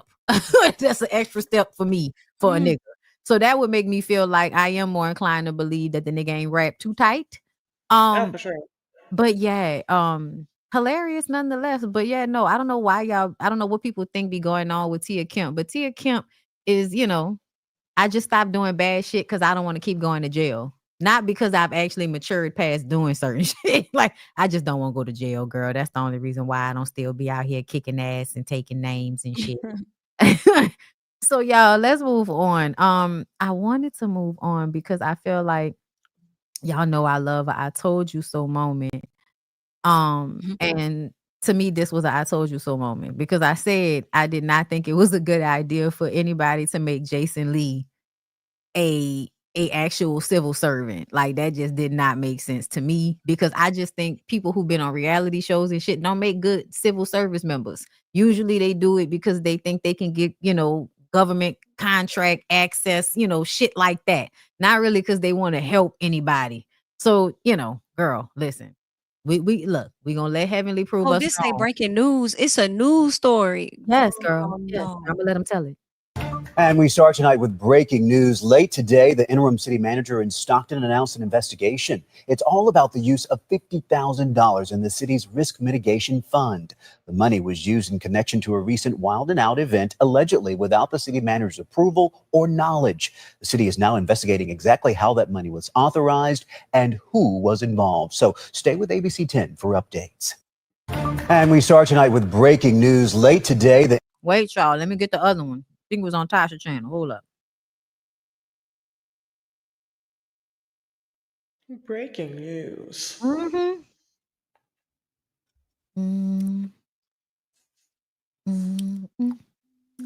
Where was it? Damn, bitch, how much you been posting since Is that? that it? Right That's there. it. Yeah. Hey, yo, check this.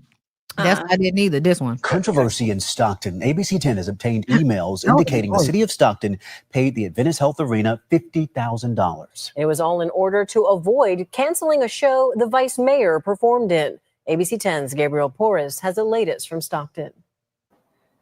That's right. We got those emails late this afternoon painting a picture of the latest controversy to grip Stockton City Hall. Those emails are between staff members here at City Hall and officials with the organization that operates the Adventist Health Arena just about a block away. In the emails, arena officials warned city staff members that the promoters of the comedy show Wild and Out were considering canceling their May event due to low ticket sales. This was just a day before the show was set to happen at the arena.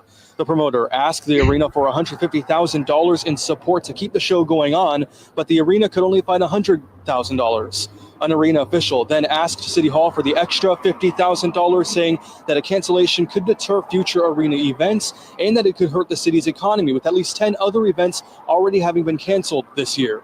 The city's economic development director found the money in the city's risk mitigation fund and offered it up. The particular event at the arena involved the vice mayor, Jason Lee, who said he helped bring it to Stockton. Some of this controversy was brought up during an audit committee meeting tonight here at City Hall. Take a listen. This really whole week has been about a political witch hunt to prove somehow that the vice mayor conspired with city staff to go in the bank accounts to give $50,000 to a brand that lost $170,000 on top of the $50,000 in an approved fund that they have used in the past. We do know that the funding had caught the attention of the interim city manager just last week. Records show he sent an email to the economic development director asking for clarification and raising questions about oversight and how the money was used. We are still gathering information about all of this, including the fallout from it. As we get that information, we'll pass it along to you here. For now, at Stockton City Hall, Gabriel Porras, ABC 10. Hey, yo, check this out. Check this. All right, It y'all. wasn't until more than halfway. I was trying to figure out who the vice mayor was until almost that video was over. And then I saw him sitting in that chair and I wanted to bust out laughing. It looked like a parody. Why?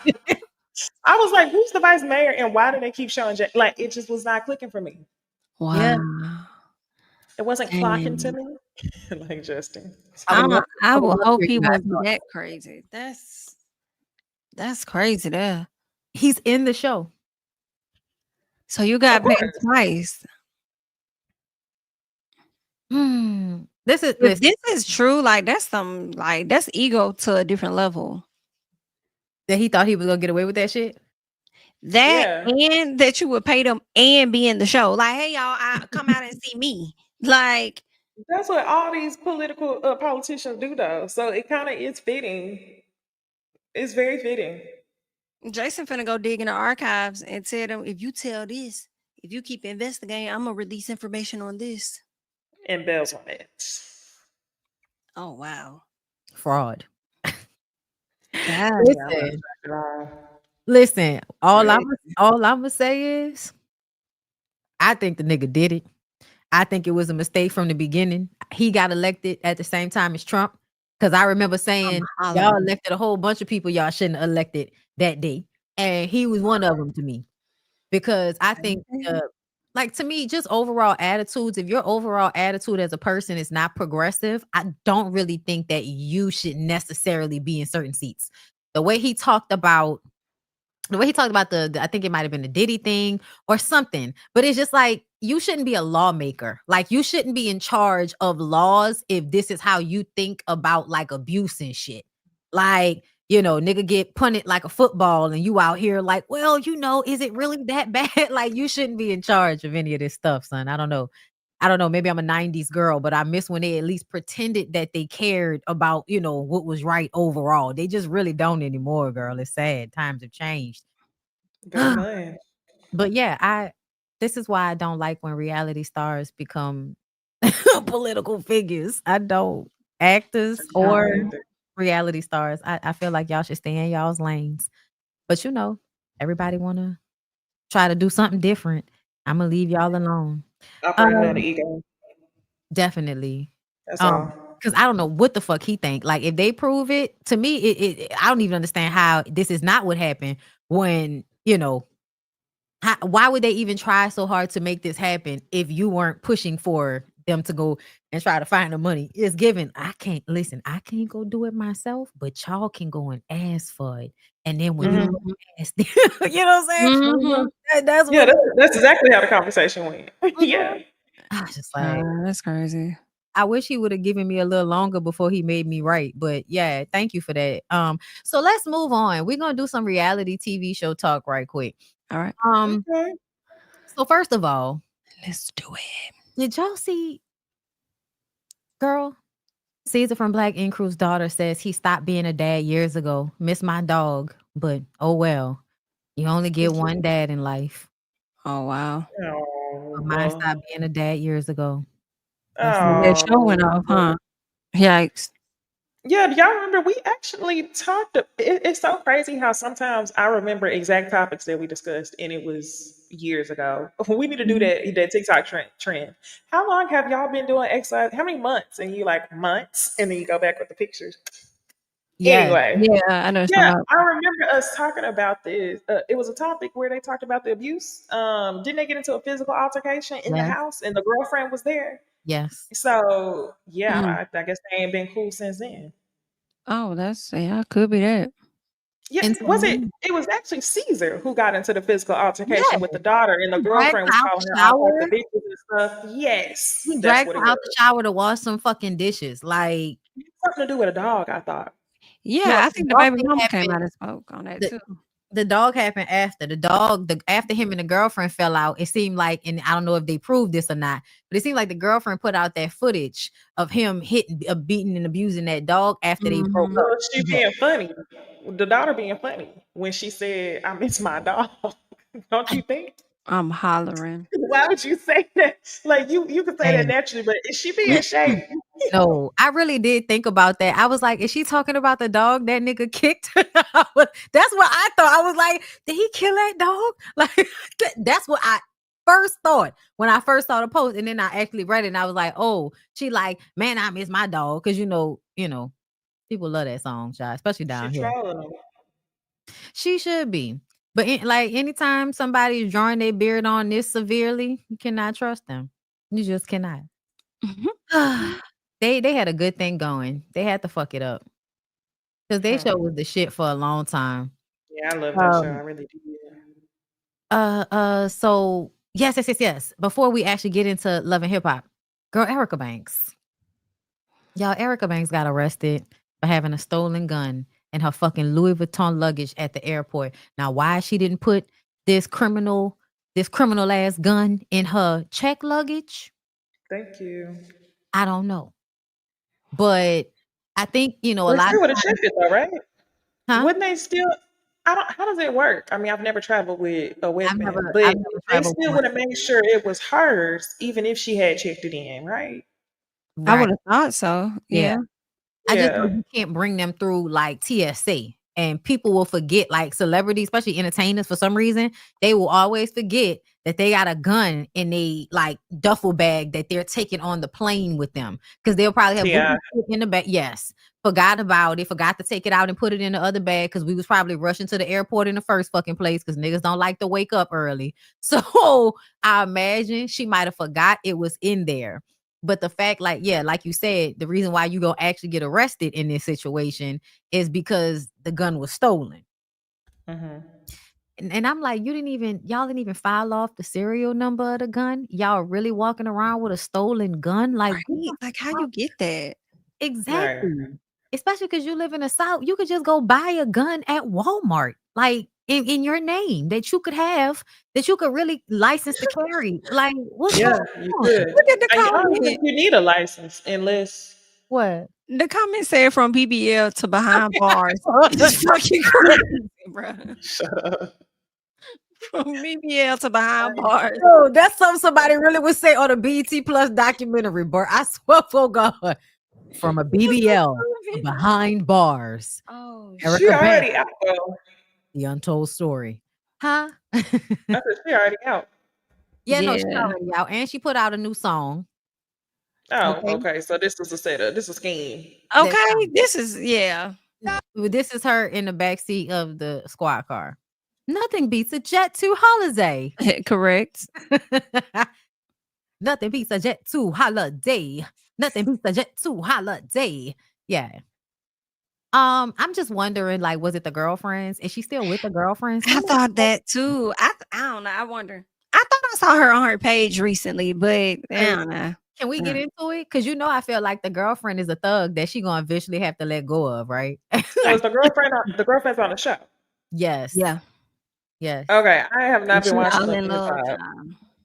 They girl, they so in love. It's fucking ridiculous. I don't want to pull up the clip, but girl, they laying in a bed feeding each other food and shit. And then she like, yeah, I ain't never really been in love before. I ain't never really felt like this about nobody before. Like it's so easy. You know what I'm saying? Why the queen? Why the queen? Didn't give no answer. It gave just the answer. Bondi said, I ain't never felt like that before. It's just different. Easy. It's just easy. You know what I'm saying? But I want to be with you. I want to do this forever though. Like, right. And marriage is coming. You know what I'm saying? I was like, okay. Listen, the more they look like a nigga, the more they're gonna act like a nigga. I promise you. Okay. I can tell what she looked like just based off of what she was saying. Light skin, short hair, very much given. I might have a Thule somewhere. Okay. I feel like she looked looked like the lady version of Kurt Cobain's. Okay. Okay. A fuck lady. So not a fuck boy, but a fuck lady, if you will. Yeah. That's what it is. Okay. Do that in 2025. Yeah. Fuck lady. Yeah. She a fuck lady. Okay. Real politely. We got to get into this, y'all, because I feel like, write it down. Jasmine's gonna fuck Rashida. Okay, so we see each other. I said, baby, she is wearing you down. It's when happening. Jasmine walked into that fucking strip club with Rashida's mama, I said, okay. Because once she gets your mama, it's over, bitch. It's over. It's over. And then she over there lying to Spice, telling my son, yeah, she came to the Bahamas, but she was on the other side of the house. She ain't getting this cootie. I'm like, girl, she is though. In about 2 years. It's giving her. Tell us the story like Mimi and Jocelyn did. Like, what exactly happened for y'all to think she's trying to fuck Rashida? Well, she said that last year. He been told her.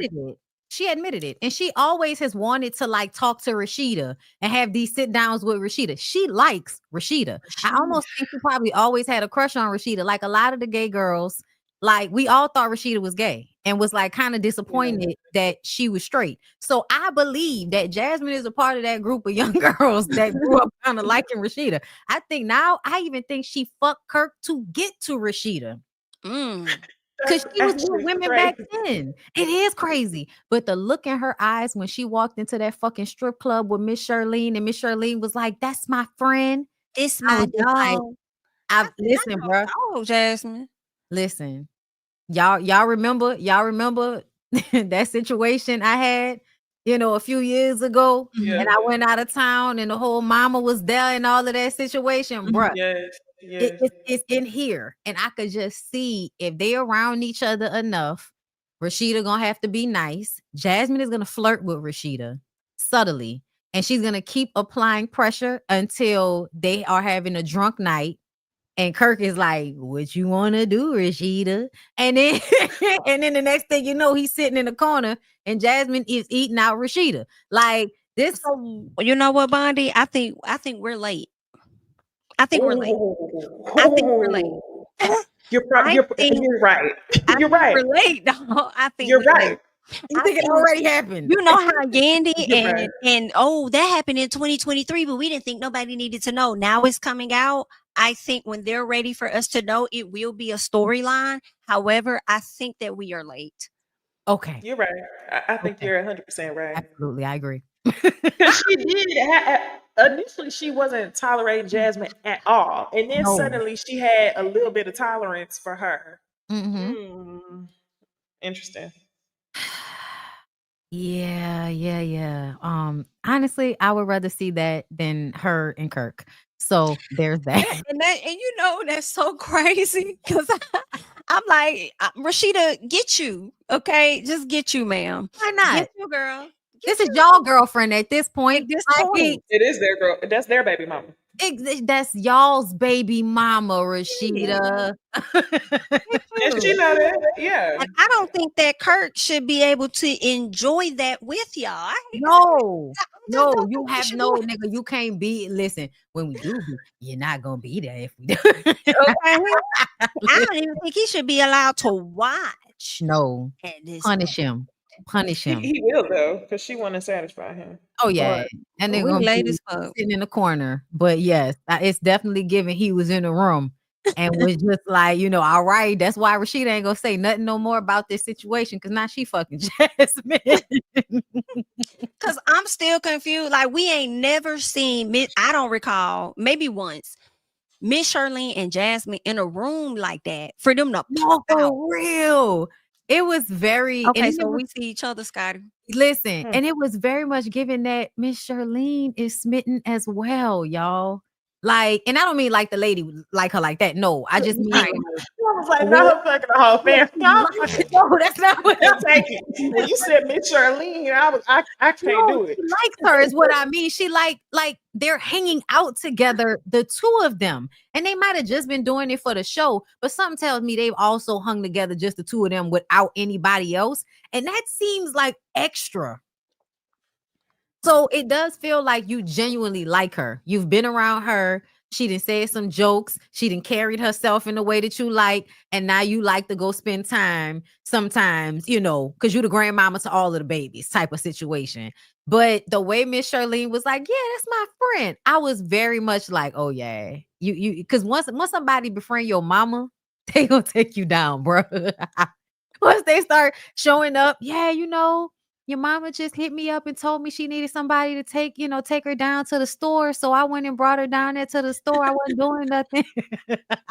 They doing shit for your mama and shit. Now your mama like, you don't like her, because she really a nice girl.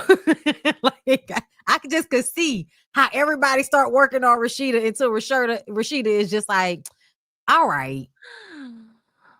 Yo, Erica De Niro with this Phaedra quote has me. She doing both. Talking about Shamia. Oh my God. Thank you. Fabulous Face. It's not a family affair by mine. That is not what I meant. That's not what I meant. But let's get it crunked up on. Listen, anyway.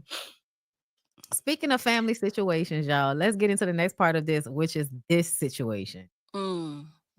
Since we've been gone, this girl has had her full-on Evelyn Lozada moment, patting pussy and everything. I don't know if y'all have seen it.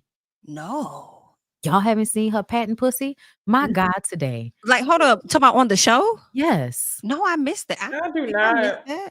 No, I think I did see that actually. I had it on my page, and I'm mad that it's okay because I'm about to pull it up. Hold up. Share this tab. Hold up. You. I know. Yeah, the bitch don't care about you. Oh, you You asked me to move out here. Move me. Yeah, I'm serious. Crazy. You talking about kiss my ass, bitch. This is mother crazy. This is crazy. You come get this every single time, bitch. Yeah, she looks like a bird.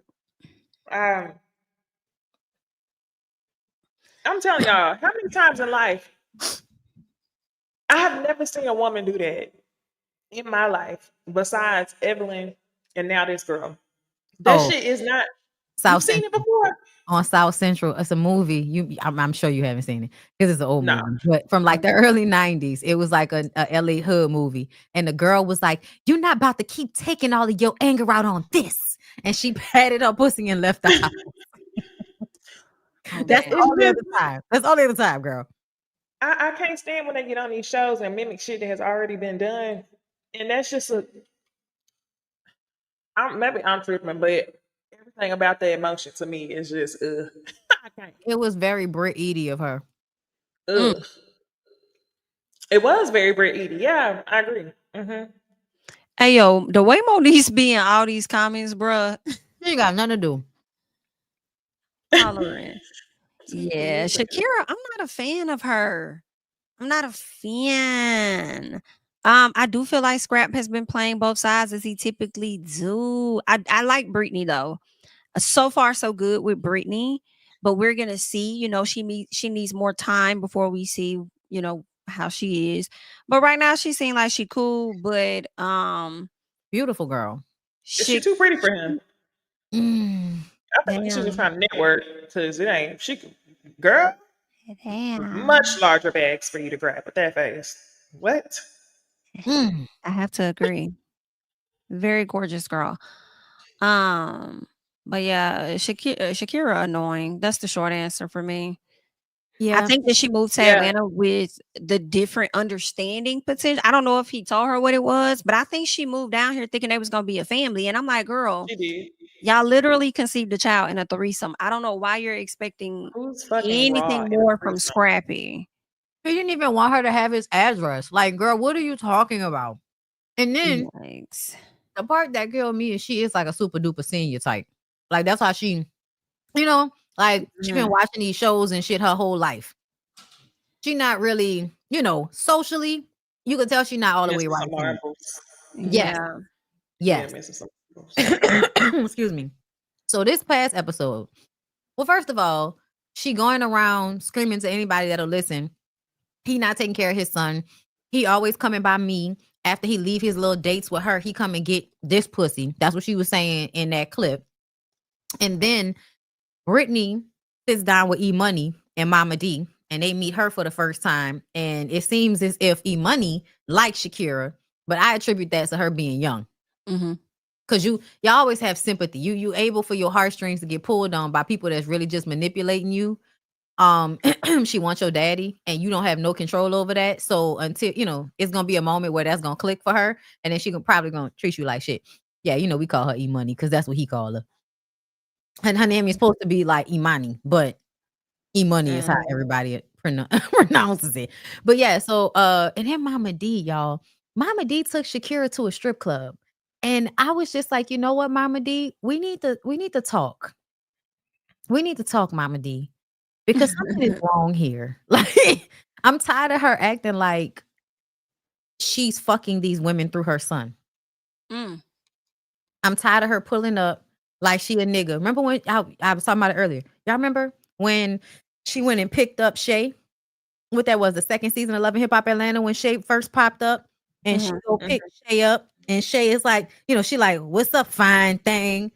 Let's take a ride. You know, just real lame and corny, very 1970s and shit. And so y'all saw her, Bucky is, you know what I'm saying? Like, you know, just doing all of this acting and shit is real cringe when you watch it back now. But every time Scrappy gets in a relationship with somebody, Mama D has to find a way to insert herself in a relationship.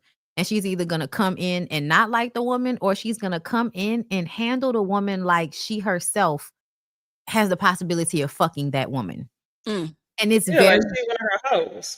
Yes. Yeah. Why you take this girl to a strip club? Like, I mean, I seen a comment that basically said, somebody said it's the other way around. She fucking her son through the women. That too.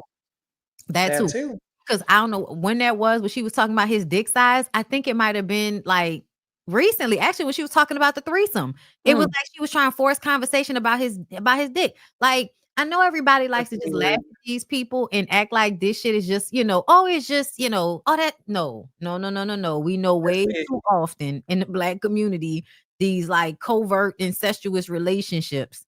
And some women really are having those types of relationships with their fucking sons, man.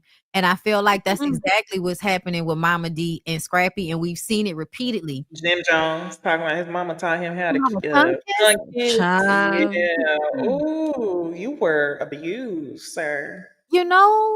And That's so, crazy. and then let's not forget the grooming or honestly having sex in front of kids at a young age also being traumatizing. Your son grew up in a whorehouse, bitch. And I feel like everybody just laughs off all of these toxic things as if they go away or something. But Mama D is still very much showing up creepy to me today. Even with the new body and new teeth and all of that. When she sat down with that girl in that strip club, the way she looked at her, I was just like, ugh, that was creepy, bitch. Why you looking at her like that? Yeah. And That's then weird. when they talk about Erica Banks being with a woman, oh, so she don't like dick no more, bitch. You don't like dick all that much. Stop I'm playing with me, hollering. Deborah. Go look at some old pictures of Deborah. She looked like a stud, like all the rest of them rough ass mamas did in the I'm 90s. sure. I'm sure. Yeah. I never really thought Mama D was straight, even when she had the husband on the show. And then you get a man that's like a almost infantile on some slick shit. Mama's boy, even though you in the hood, you go get that man because you don't want to be with no man that's actually like mentally stronger than you. You want to like be in this position to over on a nigga and all of that. That's why she went and got with that man. Because she knew all he would do was just go back to his mama house when he was tired of dealing with her. Yeah. Somebody didn't need her. So, what else happened on Love and Hip Hop? I think that was pretty much what y'all think about Ashley wanting to get surgery and Zane telling her basically, because I don't have a problem with your body, then you shouldn't have a problem with your body. I didn't like that he was talking about it's his body just because they married. That's my breast, those my this, that's my. I'm like, bro, chill. Because if you die tomorrow, it's still her body. Shut the hell up. Yeah. I feel like, if she want to do it, then cool. But I feel like ain't nothing wrong with a mom body. Like you've been having your mom body for so long. But also for him to bring that up and try and question it, like who's been in your head and stuff. I'm like, bro, it ain't who's been in her head, it's what's been in her account. And now she's at a place being on this show where she can afford to get her body done because she's wanted to get it done for a long time. And that's exactly what it is that she's gonna do. And you over here complaining about it, but you go to the strip club and look at the same ladies with it. So because he's nervous. It's because he's Yeah. nervous that if she ends up looking more attractive to other, the reason why he's saying it's my body is because her birthing the kids for him and her having that wear and tear on her body, he feels like, yeah, that's my doing. And other niggas might not be attracted to it, but I'm attracted to it because I did that to you. So if she goes and gets all that shit undone, then all of a sudden she won't have the mom bod or like scar or property ownership that, he basically is trying to put on her. So he's nervous. I really do. So I really do hope she blows up. Yeah, I think she could looked do great better. in the She confessional. She glow up. did. She can The do better than hair, that little man. And He he's not nervous. aging well at all. not. I'm He's sorry. so whack. It's absolutely giving, girl. The only thing you really need to do is leave him and then tell us how you feel about your titties. Okay? Leave him first. And then if you still want to get the surgery, then get it. Because sometimes you think you feel bad until you realize it's the nigga that's making you feel insecure about yourself that's making you feel bad. Because he might enjoy your body, but he still cheat on you. And what you still out there at the strip club with a pocket full of money. Do you know how whack it is for you to be a barely there rapper spending money in I strip thought he clubs was in a singer. 2025? Yeah, he's a little Yeah, I piece of thought a he was a rapper. singer. I didn't know what he did. No, he was a rapper. He was, a part of the Millennium Tour back in the day. So he was one of them. Like came in for a couple of years and then went right back out. This man said he got a girl crush on Ashley. It's crazy. That's interesting. Okay. Oh, yeah, you know what? I like her. I wish she would stand up a little bit more to Rashida. Because she did have her moment with Rashida, but I could tell that she just wanted to be back cool with Rashida. But I don't like the way Rashida gaslights people in arguments. Like, why you gotta act like you ain't say some shit? That shit with Erica Banks last year worked on my nerves. Then this shit with Bambi. Yes, exactly. And that's why pick me women are so dangerous for other women to be around because they really do adopt a lot of the isms of they nigga, and it's exhausting. But Bambi and Ray face, y'all. Was this the latest episode when she told him he don't communicate like he did in the beginning? Yes. I feel like she did most of the talking and he didn't say nothing. I feel like he just sat there like, okay. I said he ain't finna change nothing. He not. He's still gonna get up and leave and not tell you nothing. Honestly, I feel like she didn't realize she was in Dennis' method. Like, that whole method of how people get you emotionally enmeshed and get you on an emotionally abusive cycle where they create that push and pull thing. They call it the Dennis method. To me, she was on the version of the relationship where he pulls back so that she can start to chase. And so, because it's like when she said you used to overly communicate and now you're not saying anything at all. I think it's because he's trying to implement that, okay, I give you all of this and now I'm gonna start pulling back so you can start chasing me, trying to figure out why I'm not doing it no more and all of that. So that's what that felt like. Because I feel like he does want to be with her. That's why he keeps trying to marry her. But it's not because he really loves her. It's because he sees the opportunity and being on this show and probably eventually bringing his other family members on this show. Because these niggas use these women. They sure do. But I'm like, man, why you rushing it? Like, you ain't even known this nigga, you know what I'm saying, long enough in this capacity. Just because you was friends with that nigga back in the day don't mean you know him now, and especially not in no relationship. And then he wear too many chains. Like, girl, that's a red flag when niggas got all them big ass chains on top of each other. That usually means they gonna cheat or talk to you crazy. One or the other. And I hate that for Bam though. I do. I hate that for her. I mean, it's kind of a good thing that she's realizing it about him before she walks down the aisle again, like she did with Scrap. But the optics of it at this time kind of looks like, her relationship may not be going so well, but it looks like Scrappy over there thriving somewhat in his situation. So, but which is like, that's gonna happen. That's gonna happen because it's more women out here of value than men of value. So it's gonna be easier for him to go and find the next pretty woman with a good job and a good head on her shoulders that's gonna try to nurse him through all of his emotional trauma. It's much easier for him to find that than for her to find a man that's gonna be consistent and not try to get her in some type of push and pull bullshit. But let's go ahead and get into Real Housewives of Atlanta, because we was gone, and I feel like we should have a discussion about that situation. Okay. So, I want to start with Shamia and Portia, and what you ladies thought about what went down at the reunion show. Who won between Shamia and Portia? Who won the reunion? Nobody. Really? I have to say Portia. That's what I thought. So? I'd have to say Portia, and I hate Shamia even more for that. This whole situation, y'all, this whole situation, for one, has been so multi-layered for me because I really don't fuck with Portia, even though I used to. I do not fuck with Portia, right? It's also multi-layered for me on another level because the way that Shamia is handling this situation is the way that I've had people handle me before. And what I mean by that is Shamia is not saying anything, being very passive, don't want to say it with her chest, and then you need like everybody to speak up for you. But if that's truly your best friend, you should say something to her. And the reason why you didn't have that conversation with her is because you have put yourself in a place of, how do you say it? She made herself inferior to Portia. So you scared to say something, right? And I also feel like Shamia had the opportunity to come on this show, be that girl. You got the most money. Well, what it seems like, you got the most money. You got the husband. Like they set you up to be that girl. You had the first episode. They claimed you were the reason why everybody was together. You got the new car. Like, what are you? They set you up.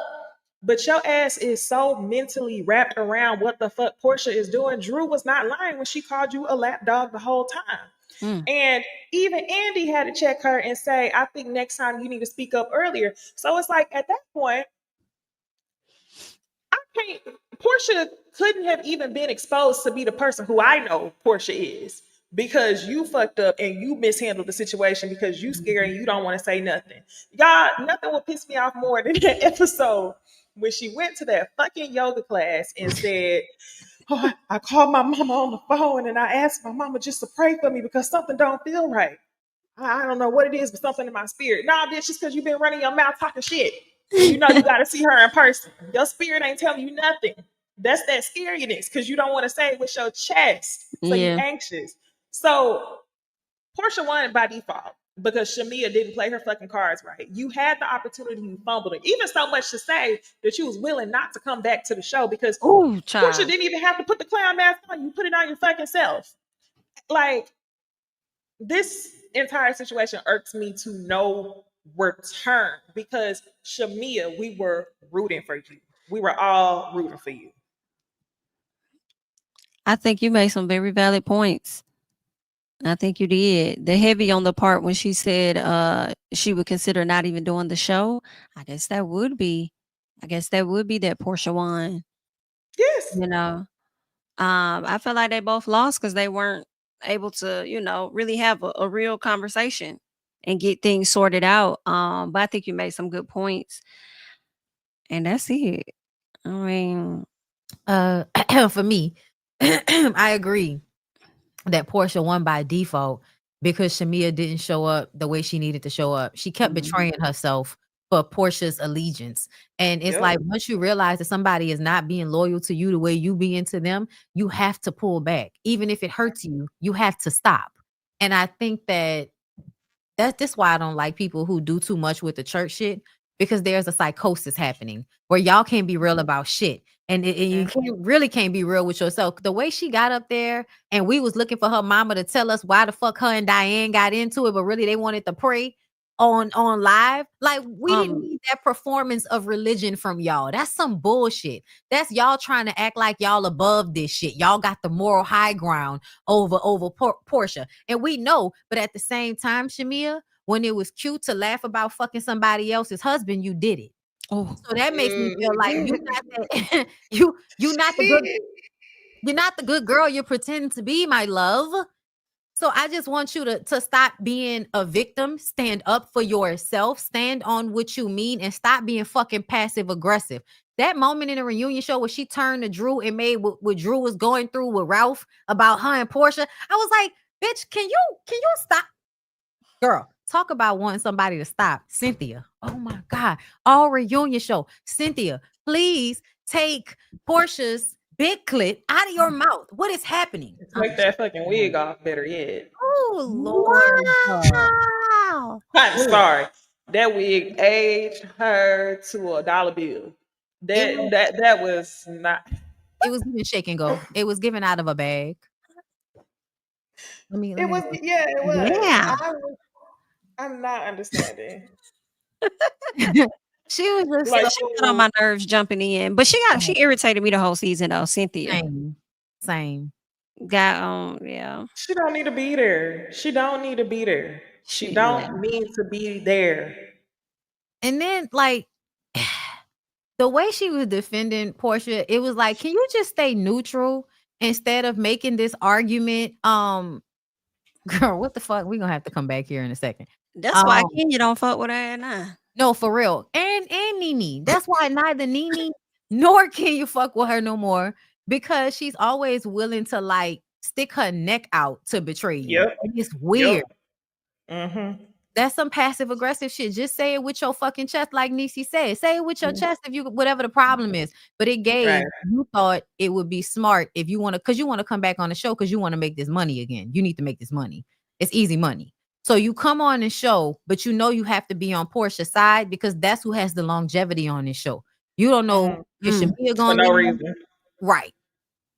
Even though I feel like Drew should have been sitting next to Andy. I did not know why the fuck Portia and Drew Shamia has been carrying the franchise since she started the show.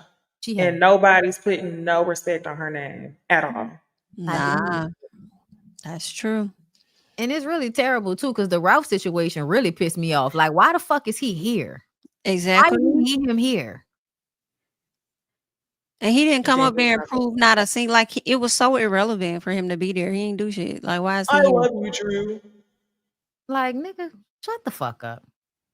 Well, Drew's wig was terrible too. I'm yo, ooh, I hate all them. Kelly had the best I wig. remember. I said, "Oh, baby, Yeah, all Kelly them wig looked really stupid- good."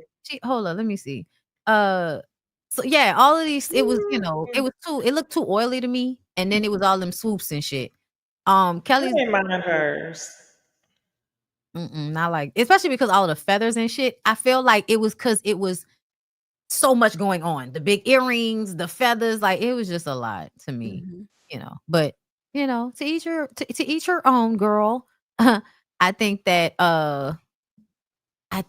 Portia's wig was given what Angela's wig was actually given, and also Portia's titties were too hard. My God, today. Yeah, that's the only thing that I be thinking about, the boob jobs. Mhm. Like a lot of people who get the boob, I still want mine to have some, Soft. Like some softness. It be looking so like Hard. It yeah, looked like it could Portia have a may little have just drop. got hers done. Yeah, they gonna drop She eventually. said she did. Yeah.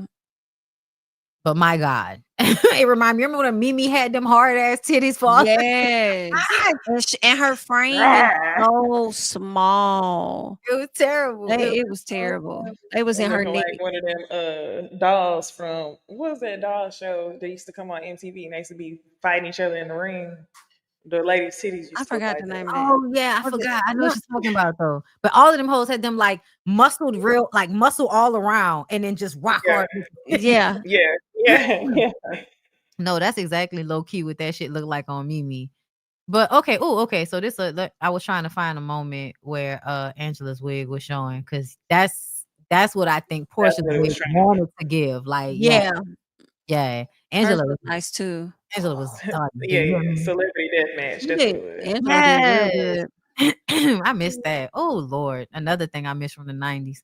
So with that being said, can we get into Angela versus Phaedra with her weird looking ass? Because Phaedra look a fucking mess with that headpiece and them It was earrings. so terrible. It was worse on camera. It was. I hate to say it. Why I feel like I'm done with Real Housewives of Atlanta. It's given. That's how I felt. I ain't even review the last 2 episodes. I was like, girl, let's move on. When is Salt Lake City coming back? I think it's coming back next week, I think. Right. And they already I saw a preview somewhere. It's saying coming soon. I don't know when, but I would love that.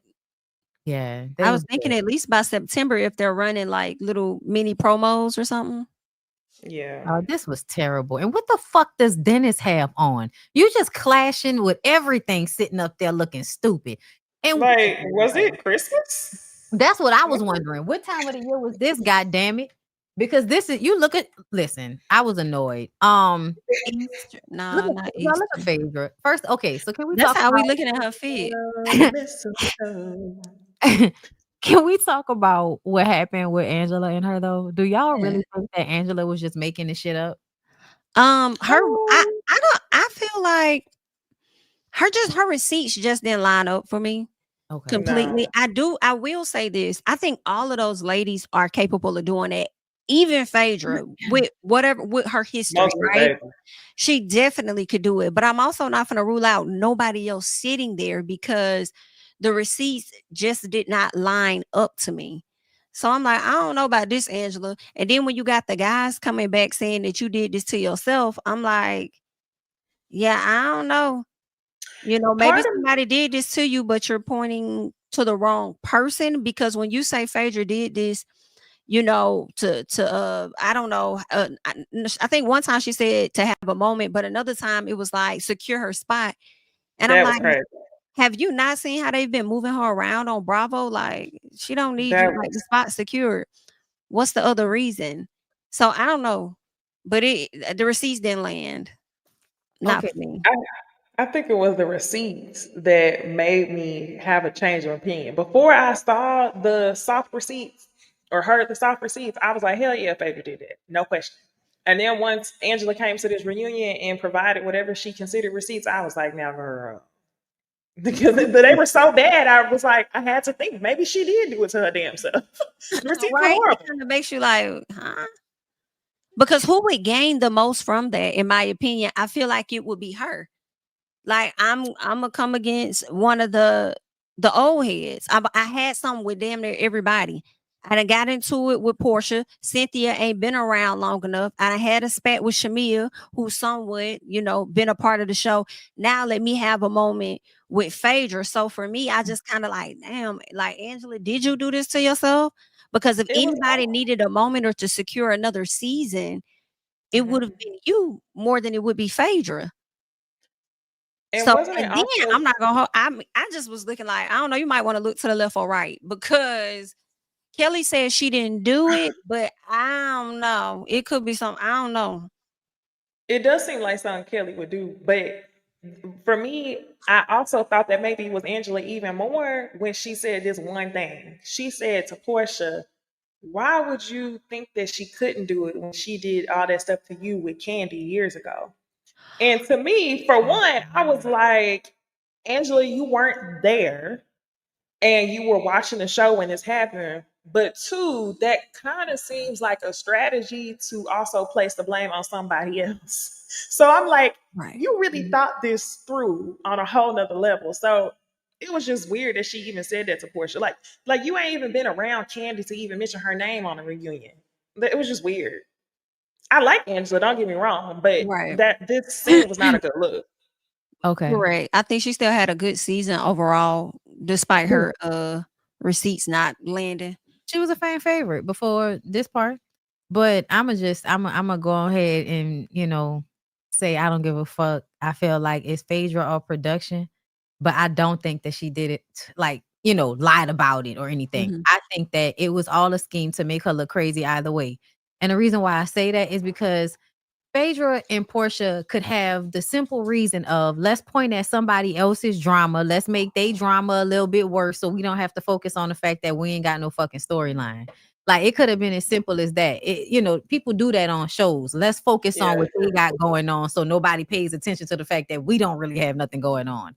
And I know Phaedra wasn't even there for a long time, but Phaedra making comments in the confessional made me feel like we know what the assignment is. And the assignment is to kind of make Angela, look insecure in her marriage. See, girl, see how Portia saying she want to fuck, I should fuck him. Then, Phaedra making comments about how she didn't know that the man was married and she seen him out. And then that also like matched up with what she said in her Carlos King interview and how she had to keep telling him he needed to tell people that they was married when they first got married. So I just think it lines up with what's probably really going on. And I think that Phaedra is somebody that, once we know you really don't want to share a lot, you're a messy person. You're the go-between. And the way your people know that man's people, the way I do feel like you pull strings behind the scenes, and it's the type of person who knows the auntie at the back door to get you in. You may not always be invited. You know what I'm saying? Like, I do feel like Phaedra kind of has like an air to her that she might have started out as somebody that did a lot of snake shit in order to get her positioning, not really getting it from work the way people thought. It did feel very old Housewives. Like the whole plot seemed very old Housewives. But it did. Low-key, the last time I think something like this happened was when they was at that tea party for Brooklyn that Kenya was throwing, and something happened with Sheree. Sheree had a detective do a background check on Drew. That's what it was. That this seems, and I really think that somebody, it had to do with the gay man, the assistant. This does feel very old school Housewives. So could be anybody. Could be somebody who studied the show very well. Could also be an actual OG housewife, Phaedra. I'm gonna tell you another reason why I don't think it was Angela is because that in that end scene with her and Charles, the way she was trying to handle it and it wasn't happening that way, that's what made me think for sure that she was set up to like kind of, oh, I'm about to bring this man to blow the roof off the situation, and he come up there and say whatever he said, but then get back online later on and be like, oh, it was all a farce, it was all a lie. But when she did say, Phaedra, you the one that gave me the man name. Like, you gave me his full name. When they ran the tape back, he said his first name. Allegedly, Angela said that Phaedra is the one that gave her his full name. And Phaedra didn't say that she didn't. So that's another thing that make me feel like you did have his information. Like, it is, it does. Yeah, she knew about the foreclosure too. She knew about that. So that means you looked into Brought her. that up real quick. Yeah, I just think this was a tool by production type of thing. I'm not saying it necessarily had to be personal and Phaedra just really wanted to take Angela down. No, I think they know what makes for good TV. And if they don't have it, they need to pull it out of other people. And I do think they kind of do it in a mean girl type of way. We're going to do little shit to hem you up because they did the same thing, Shamia and Portia, when they sat down with Ralph. Like, to me, that was some weird ass shit. Why are y'all doing that? Why are y'all going out of y'all way to bring shit from these niggas to the group in such a manner? It shows that y'all don't really have any camaraderie amongst each other. Like there used to be kind of, back in the day, there was we're not gonna just listen to any old body outside of the housewives because we know how they just make shit up. They used to feel like that. It's like they don't, they kind of employing all of the same old tricks because they trying to, I guess, regain nostalgia, if you will. Possibly. Even with Angela's personality, people kept saying that she would be better with the older women. Yeah. She would. She would have. She would have been good. For me, that scene though, at the end, that's what made me kind of question if she did do it to herself because she was so adamant. Because first of all, why would you have a charity event and then bring the man there to blow the spot up? It made me feel like you had a plan in your head that you concocted and you needed to deliver it so that it can be caught on camera that you're having conflict with Phaedra. Like it was like, oh, we got let him talk. It was like you're messing up my plan. Like my goal is to come at Phaedra. I need this to be on camera. It was just real. Like I'm like, you would do this at your event, at your fundraising event. It was also to out that the cheating wasn't real. I think that's why I said I think she played herself because she kept trying to make it seem like we're not seeing what we're seeing with Charles. That's what I think. I think the girls and the show kept trying to pull that out. And she would keep being like, no, that's not what it is. He used to be like that. He's not like that anymore. And, Yes, she did. I wish I was a fly on the wall to hear what the conversation was between him and her for him to show up at the reunion very differently than he showed up the entire season. And, because it's like Charles the one making you look bad. The ladies ain't really got to do a whole lot of nothing because I'll never forget when she sat down there talking to Charles. Oh, do Portia know me? Telling him everything Portia saying and you blowing it off until she said that there was a lady up there in New York. And then you was like, you ain't had no comeback for that, but you was getting smart about everything else. So I don't know. He kept embarrassing her. What about them type of assholes are emotional abusers. Yeah. But so much so that it's like done in a strategic way. Especially whenever you deal with people who have super strong personalities, they will never actually see it as emotional abuse. So I'm pretty sure Angela's not the type to like, he probably, dogging her crazy and she just crying. She'd probably be going toe to toe. I'm sure she cussed him the fuck out, which is why he came to the reunion ready to go up on her behalf. There was a threat. Right. There's a level of toxicity that they have, but I will say I appreciate the way he showed up at the reunion. Almost until he started talking about Wendy talking about he could have went on it. Yeah, I would have went. If Wendy wanted to, if you want to call it a date, I would have went and had wine with Wendy. That shit pissed me off because I was like, you can't help yourself, can you? You have to. You have to have the I ain't simping that bad moment. He has to have that moment every time. That's why I know what he fucking doing. And that's why I'm like, that's a mean, surly nigga that y'all dealing with right there. Yeah. That was a mess. He kept doing that. I'm so done with that man said, y'all do not know me. I think I'm done with Atlanta as long as they have Mouth on there. I can't look at Mouth no more. Who, Phaedra? Hell yeah. Yeah, yeah. She do have like a mouth that make you think it's too much space going on. Like when what girl. No. It pissed me off so bad. She be looking like a doll sometimes and it creeps me out. Like, you know how somebody look, like that, like Annabelle or what's the other one? The girl that be dancing and shit, Megan. She low key be reminding me of Megan a little bit sometimes because she does a lot of like fixing to her pictures and it will make her face look very baby like. And it be looking creepy because she not. And she, she is creepy. I think y'all, whatever Phaedra said about Candy, I low-key feel like it may have been true about her. Because she's just said shit throughout this season that made me feel like Phaedra feels like a fucking creep. Like, Like her saying that she wanted the little people to be in her basement. Like, yeah, that was I crazy. don't think. I I'm think she was like, just. I think that's desperation. she let me Desperation say for a it. moment. That's all I saw. but that, and also she's always kind of been like that freak, nasty PK She type said of something. personality. She said That the inverted clitoris situation, looking at Brit's nipples. It was a whole, like, it was a bunch of oh shit. I did feel like Brit and Phaedra fucked. I ain't gonna lie. I did feel like that. Really? They was in the same room the next day. And remember they was talking about what they did in the shower? I cleaned her entire body, all her booty hole, everything. Like Brit Not was as giving hunting wives. It is giving hunting wives. Y'all watching it? It's so good. I finished it, yeah. Crazy as hell. That's crazy. Yeah, it was given that, the way they were acting. And Phaedra kind of was giving it, and I'm gonna, I let her do it. Like she wanted to top me off, so I let her. Like that's what it was given. Mhm. And Yeah, then I could actually see Brit doing it to try to make a way on this show. She seemed like she so badly wanted to get along with women. She didn't know how, and Phaedra was like, "I'll let you in for a price." I think I think Brit counted herself out a little too soon. Yeah, I think so too. I think we would have been mad and then we would have got over it. Like she didn't have a chance to get over it. So she really played herself by not showing up, and she punked out. She She always gonna play herself though. She's not emotionally regulated. Mm-mm. And she a big ass liar. She's the insurance, so To me, she's worse than Portia. She would have been like, nobody likes the actual, like, willing to grovel pick me. That's why we don't like Shamia right now. And I think if she would have stayed on the show, it feels like she would have probably tried to play that position more so than to go against Portia. At least until she felt like she was enough of a fan favorite in order to move away from her.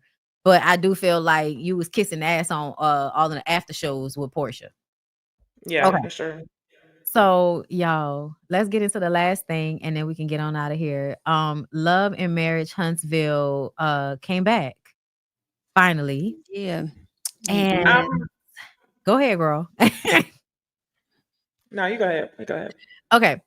So we're just gonna go by couple and just talk about the recent things that have been going on. I feel like that'll be the easiest. So let's get Ken, Trisha, and Marquez out the way. Okay. So y'all know that situation. Marquez and Trisha are still legally married. Ken is in the middle trying to foster this relationship with Marquez so that everybody can be cool. But Marquez is a narcissist that cannot control himself. So he's going to always end up cycling, in a way that's going to cause friction. He's like a child that likes to test boundaries all the time. And so I think with Ken, when they ended up getting into it, it was a moment of, I know I can't beat your ass, but I'm still going to keep poking at you to see how mad you going to get. And then I'm going to run out of this motherfucker. And that's what he did. And that shit was hilarious. Because Ken, look, I wanted to see, because Ken got him. Ken did get a hold of him, and he ran out that motherfucker. And the sun came down, walking real slow, like, what y'all done did, daddy? And Why it looked like King was trying to run on ice though to get to him? Whenever it's too big, I don't think they can move. He was I'm hollering. felt like he was running on ice. Like he was moving, but he wasn't going nowhere. I'm like, damn, he ain't but a foot away. And a lot of people don't like Ken. A lot of people He ain't got feel their like- reach. No, he didn't. His arms is too big for that. It's given he don't stretch after he work out. But I feel like not Trisha the stud, Ken the top, and Marquez is the bottom. I am fucking done, but that is accurate. Because I ain't gonna lie, there was a homoeroticism to the way Ken and Marquez were dealing with each other. Like, why do you want to be friends with this nigga like this? It feels like you getting swept up in the pretty eyes and the freckles in you too, nigga. Why are you called it homo? Child. It's underlying what the fuck is happening here. Why are you even Fletcher was like, why are you doing all of that with him? You trying to marry her. And then everybody thinks that it's her fault. They think she wanted him to do that. And then after it all happened, she said, I told you. And he was like, you did. I don't think it's that. I think it's just okay. Honestly, y'all, I think that she has moved on from one narcissist to another, to be honest. I think Ken is just it like he presents in a much better way, and his narcissism glares in the I'm their new daddy. Anything they need, I got. So I feel like him wanting to be cool with Ken was just another opportunity for him to be like, yeah, we all good because of me. And he just wanted that stroke of ego. Yes. He fought on all parts, honestly. Like, I feel like a lot of the toxicity people don't realize come from Ken and Trish. Like a lot.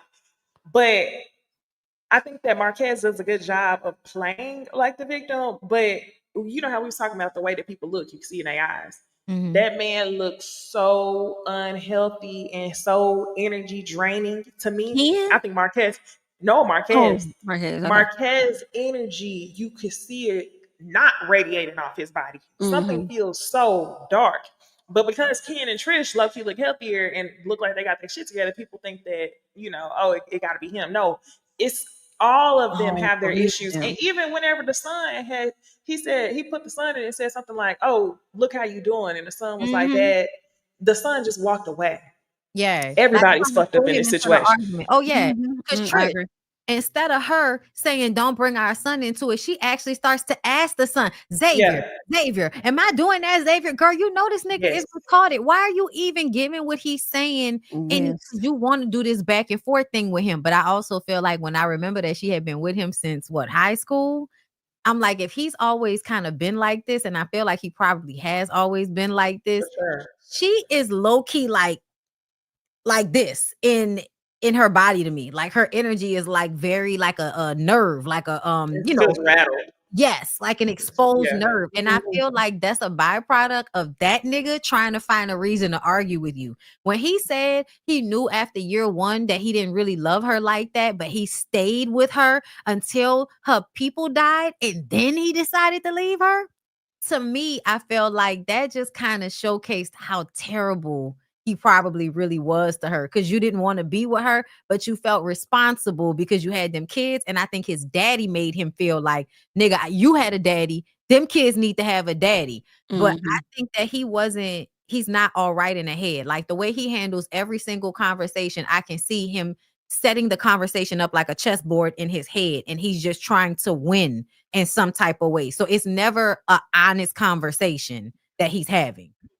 Mhm. Like, and then he's really defensive. Like when he came into her house that time, like, why you come in, you don't even speak, and you standing there like, I know y'all talking about me. Like they don't have a right to talk about you if they want to. Like you don't have a right to just walk in here and kind of dominate the way he did, especially because Kim wasn't there. And that was really the only reason why he did that shit. Which is some whole shit to me. But he turned around and did it again when Ken was there, and Ken didn't even say nothing to the man until he got mad. It's like, now you should have When he nipped did that in it, the bud when in he the did it beginning. again. When they all sat down to talk, that last time when Ken jumped on him, he Uh-huh. walked in the door again and didn't knock on it. He just came in. Child, I'm And Ken didn't say assuming. nothing. Then he checked him like after he got upset. Yeah. I'm like, you should have been said something. He did say it, right? Didn't he say you just did that shit again when you came here? Didn't he say Yeah. it when they started going back and forth? Yeah. So He's- yeah, I think Ken is a people pleaser too. I think that on Mhm. some level he really cares about how he's seen in these situations. And I think that he's handling it in a way that it's like y'all are like, he'll keep acting like it's not as bad as it is. Ain't nobody sad, ain't nobody traumatized. Ain't da-da-da. Dude, you cannot say them kids are not traumatized because they daddy decided to up one day and Yeah, leave. that was crazy as fuck. They're- But and the that way was y'all because act, it impacted his ego. Like you don't want to say that the kids are traumatized because all your pride is behind everything that you're doing for this family. So if you say Right. that the kids were traumatized, then that's not gonna make you seem like as big of a man. Like the shit is just so weird to me. Savior complex, like everybody was saying. I Yes. love that. Yeah, I think y'all described it perfectly, especially when it comes to Ken. I think a lot of people give him props for showing up for the kids, but I'm like, it's something that's off about him. Every Hell bit of yeah. ego driven, every bit of I wasn't put on a pedestal when I was younger. So now that I'm older, I'm more desirable or whatever, I could be put on a pedestal. I feel like he could be put on a pedestal for taking up another man's slack. And I feel like those are the type of women that he go after. I don't know if it's that he can't have kids like Marquez said, but he goes after those type of women who don't have the father in Yeah. the life so that he can show up a certain way and therefore get awarded and get a hand clap and a pat on the back. But he's off. His friend read him down. And I said, come on, friend, because this is definitely a challenge for you. The only thing I like about that though, What the was only thing, because I do feel like they need to break up, but in that specific scene, Fletcher was working on my fucking nerves because Fletcher has this attitude of, you know, oh, y'all, I would just let her go if I was you. I would just let her go. Like the homeboy was like, it's a puzzle and you need to get a new puzzle. All of that type of wording when they're talking about this woman, I did not like it because it feels like, I can see oh, as that. soon as this shit is you know, issue for y'all to have to stretch around. Now all of a sudden you need to trade her in for a new model. But the way Nell had to deal with that shit with Fletcher, not only was there overlap with the first wife, but then he was cheating on you in the relationship. And we know he probably was still part of whatever them niggas was doing with Ariane. We know that. So to me, it's like the way y'all, these men who have done some terrible things to women and asked those women to stay, are sitting there telling this man, you need to just throw that bitch away because she too complicated. Like I did not like the energy of that, but I do feel like they should break up. But just because I think they both need to go and heal and deal with their own shit. And I think that it's hard for you to actually heal when you go right from one serious relationship with somebody to another one. Because now you just comparing to the situation with Marquez. You don't know how good or bad Ken really is. You just always like, it's not like how I have to deal with Marquez. So that must mean that's good. And that's not always true. Yeah, for sure. And the 7 to 8 years to get a divorce is crazy. I think it's two things. I don't think that, number one, I do think that Ken loves Trisha more than she loves him, but I also don't know if she does not want to marry him for certain narcissistic ways, or if she does not want to get in another marriage, period, after experiencing this marriage ending. I think she still want to be married to Marquez. She still want to be married to Mark. Absolutely. Really? Absolutely. Just because 7 to 8 years is way too long. She's had nothing but space and opportunity. I think when she first started this show, the story that she told everybody was, I couldn't get a divorce because you didn't sign the papers. Why the fuck do people act like you can't get default judgments? You can get default judgments. If nobody responds, you go to the judge and you say, I've served this person with papers, they haven't responded, grant me my divorce, and the judge will grant it whether they are there or not. You don't even need a fucking lawyer for it. So I think that she enjoys this push-pull even more so because before Ken came around, Marquez was never there. Yes. So she never even had the satisfaction. So now you got the satisfaction of torturing this nigga because you're not fully let go of that situation. Like, I'm not understanding why you want to continue to put him through pain when you have this wonderful dream man in front of you. You should be able to move the fuck on. Because she's fucked up too. Yeah, no, she 1,000. She loves the that shit toxicity for her family though. Like you said, she's punishing him because he waited to leave when her family died, when he could have left way earlier. Right. And I'm sure he says he also is very like antagonistic. Like in the moment, I be wanting to jump out my skin at this nigga. So I get like how she could have those moments, but I also recognize that in order to get out of that, you got to stop giving a fuck. And if you still arguing, it's because you still give a fuck. Yes, and you arguing very in an immature manner, and I'm sad for the kids. I'm sad that they have to deal with the two of y'all as immature as parents. And even with Ken, you know, same thing. Ken, you do too fucking much, and you are forcing your position in this situation in a way that it does feel like you just trying to prove a point that you a man. And I don't think you need to prove that to a nigga that's asking y'all for $40. Like $40? Like it's not 1995. $40 can't get you far. So what the fuck is really going on here? But yeah. They whole storyline to me is just like so weird. And I low-key don't know what to believe and what not to believe about it. Yeah, for sure. Okay. Yeah. The Fletchers. Nell is about to do the same thing with Destiny that she did with Mel. Cause the first thing she talks about is I spent time with her and I mentored her. I spent time with her and I talked to her. And the way she said that she had to reevaluate our relationship, I was just very hurt by that. And I'm just like, you're very passive aggressive and you're a boy mom pick me type.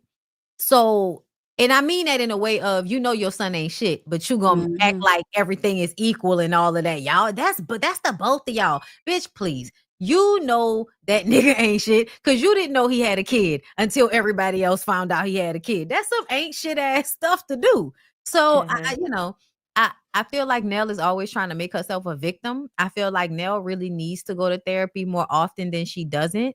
I think it says a lot that her kids don't really like to talk to her because both of them boys had kids and didn't tell her until, after the fact, which is crazy to me. But then she said it took a hold on her and Fletcher's relationship. So I'm wondering what happened there. But mostly it seems like she's gonna be getting into it with Kimmy and Tisha. And I ain't gonna lie, I'm really enjoying that because I think somebody does need to give it to their ass. And vice versa. I think, Nell need to hear about herself, but I also feel like Tisha and Kimmy need to hear about themselves because they do be on bullshit. I just want to say that Nell full of SHI. For you to know that boy had somebody else pregnant, you wrong as hell. You definitely could have told Destiny, especially the way you finna be in her business this season. How he messing with this girl for about 5 years and you don't know that the girl is pregnant? Tell me some she didn't even know. Stop lying. Another thing I want Nell to do is figure out what you want to do, right? I feel like you like to prop yourself up as the elder of the group until they start calling your ass the elder. Then you want to get offended as if you're not as old as you are. Like, I just want you to pick a side and just stay on their side. Just get that together. Elder, bitch. What they say on Real Housewives of Atlanta. Bitch, don't do that. Don't do that. Like me. Well, we won't go there. We can. We can, girl. All right, but look. So outside of that, I think the main thing is the Scotts. The main thing is Jalen Aaron Maurice the fuck out and saying he ain't see him as a father figure. He saw Marceau. But he was so nervous to do it. He was. You could tell he was kind of like, I feel like you could tell it was something he was scared to tell him because he didn't know how he was going to react. Y'all know Maurice is very maniacal and passive aggressive. So he's not going to outright show you he's upset. He going to find some passive aggressive way down the line to let you know that you had fucked up back then. So I do feel like there was some fear in talking to him. But even when Marceau said, bro, it's hard to talk to you as it is. And it is. Because anytime you say something that he doesn't want to hear, he's going to try to explain it away. Yes, girl. If you say something that, even that would, let you say, oh, no, really, you should do it like this, da, da, da, da, da. Well, I feel like I should do it like this because I do it how I do it. You can do it how you do it. Well, actually, in a book, it says you should do it like this. Well, I know what the book says, and that's fine. But, I can figure this out on my own. Like, he's that type of nigga. Like, there's always just lack of accountability. And even they said it because he wants them to go into business together. And Kimmy, Monster, and Jalen seem to all agree that all you do is tell us what to do and don't do no work your damn self. It was like, that's kind of about right. It does. And I'm like, you know what? When Marceau said that you were the golden child, I was like, ding, ding, ding, ding, ding. You're the one that was put on a pedestal that didn't have to do as much. All you had to do was be light-skinned and good at a sport. And I think you did that. And so I'm like, was he the lightest one? Because I haven't seen a sibling that's as light as him. It's given he was the light bright one. And then they made it seem like they pedestalized him because he was the older one. But obviously that didn't come with responsibility because he doesn't have any. He doesn't act like somebody that was raised to do anything. Sure. He acts like somebody that always had other people doing shit for him. And so that's how he's teaching Monster to be while simultaneously kind of bullying Jalen and making Jalen do all of these things because he's the big brother. But that's not really how you were. Seems like Marceau does a lot of cleaning up for you. Yes. That's the reason why. And this is how you know it was real. Because when Marceau started to actually check him, when Marceau says, well, don't say but, because then you're starting to like defend your argument as soon as you say that. I was like, these motherfuckers went to therapy.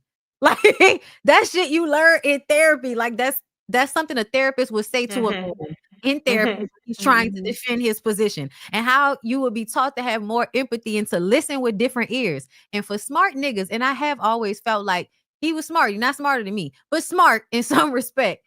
They can pick up on it when they want to. When they really want to pick up on it, they can pick up on the emotional intelligence in the language and all of that. You see, niggas use therapy speak on people all the time. But the way he did that shit in a moment and said that it's hard enough to talk to you as it is, just like Jalen feels like he grew up with Monster as the golden child. I feel like I grew up with you as the golden child. And then that nigga got mad and said, "You're sounding like Chris Fletcher." I was like, where the fuck did that come from? What did Chris say for you to bring that up? It was such a, I'm mad and I'm just trying to hurt you because you are so mad at Chris right now. So you're just going to throw that out there. And Marceau knows that. So Marceau says, "You're pathetic." Yes, he did. I hollered. And you're pathetic. I said, you're pathetic. I was like, damn. And then the look on Tisha's face the entire time they were having this argument.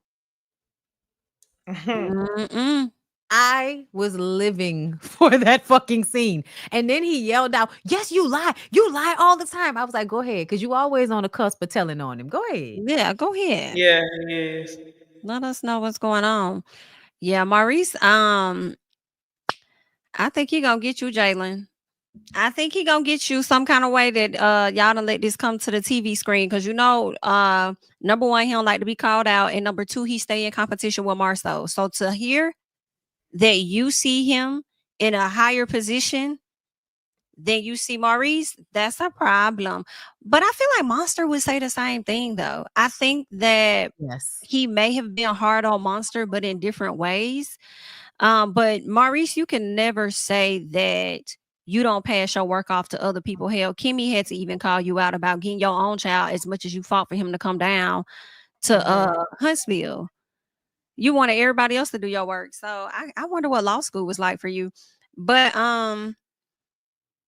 yeah, I don't know why we having a conversation now that Jalen is grown out the house, thinking about even leaving the damn state. Why does it matter now? Yeah, But that's when he feels it's about the business.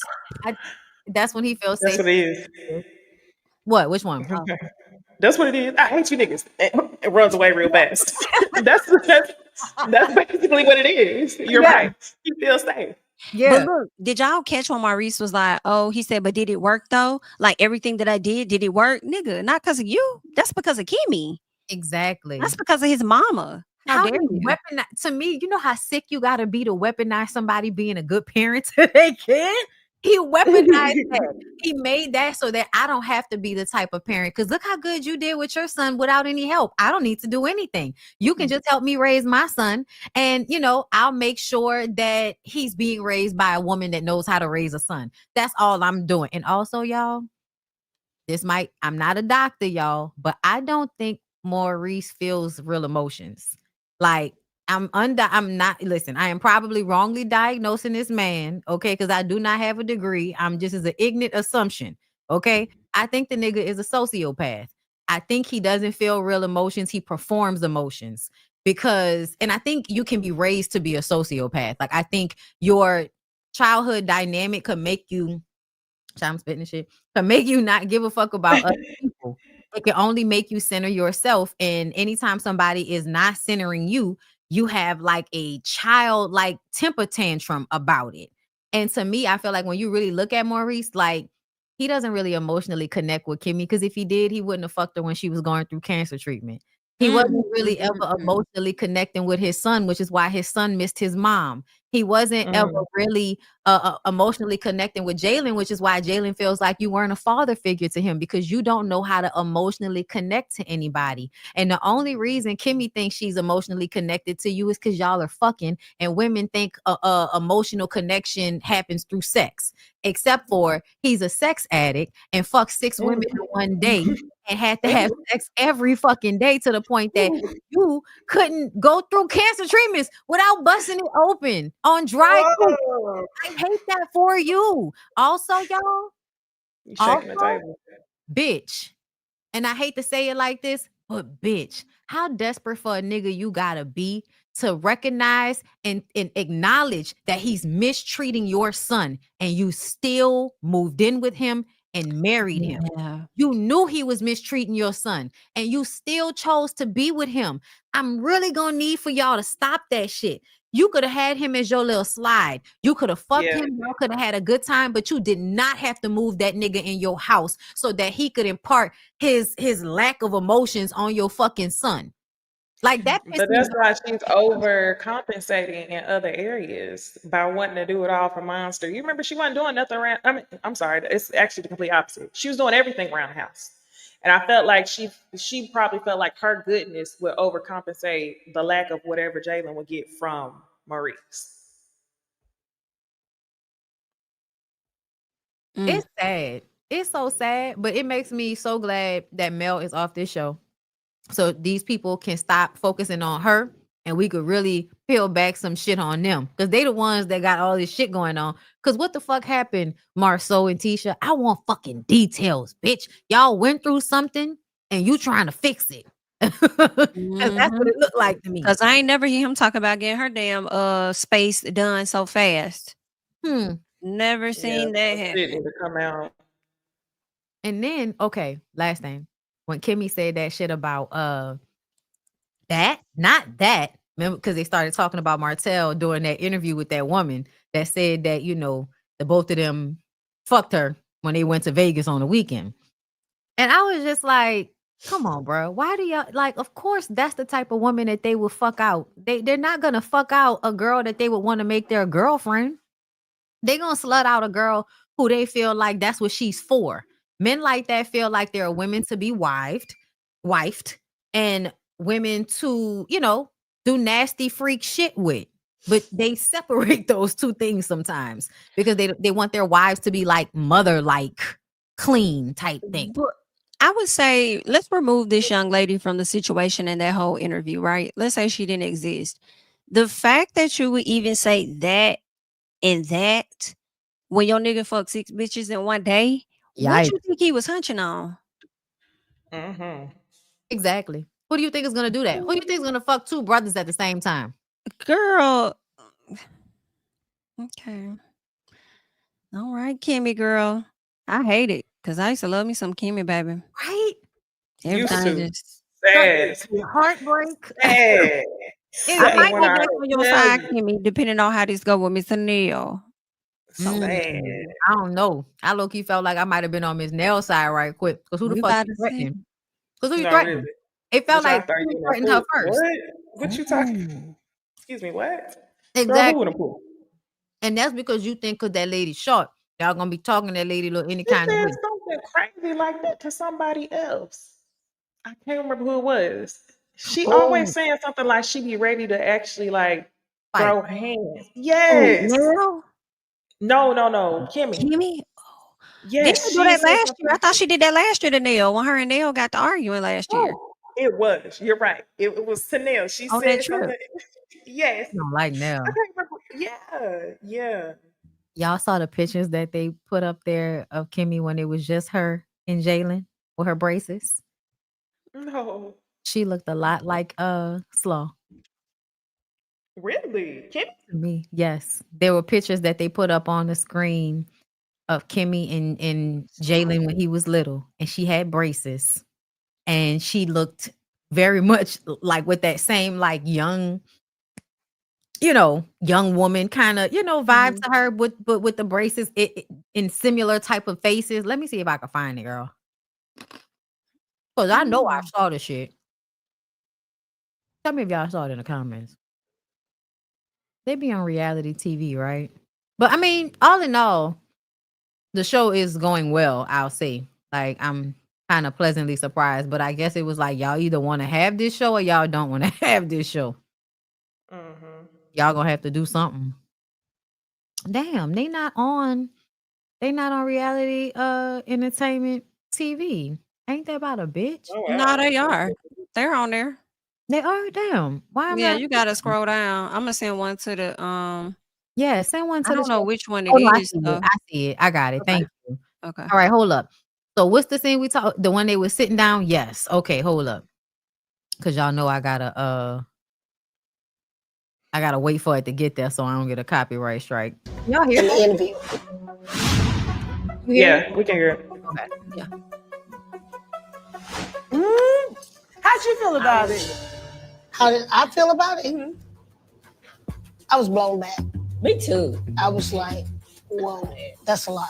I ain't gonna Listen to the lie. whole thing? I said, this ain't me neither. I said, this ain't the fakest ghetto backwoods looking ever seen in my. Wait, did it happen before this or after? I think it happened before that. So, Kenny Marquez been on this friendship thing, trying to become good. well.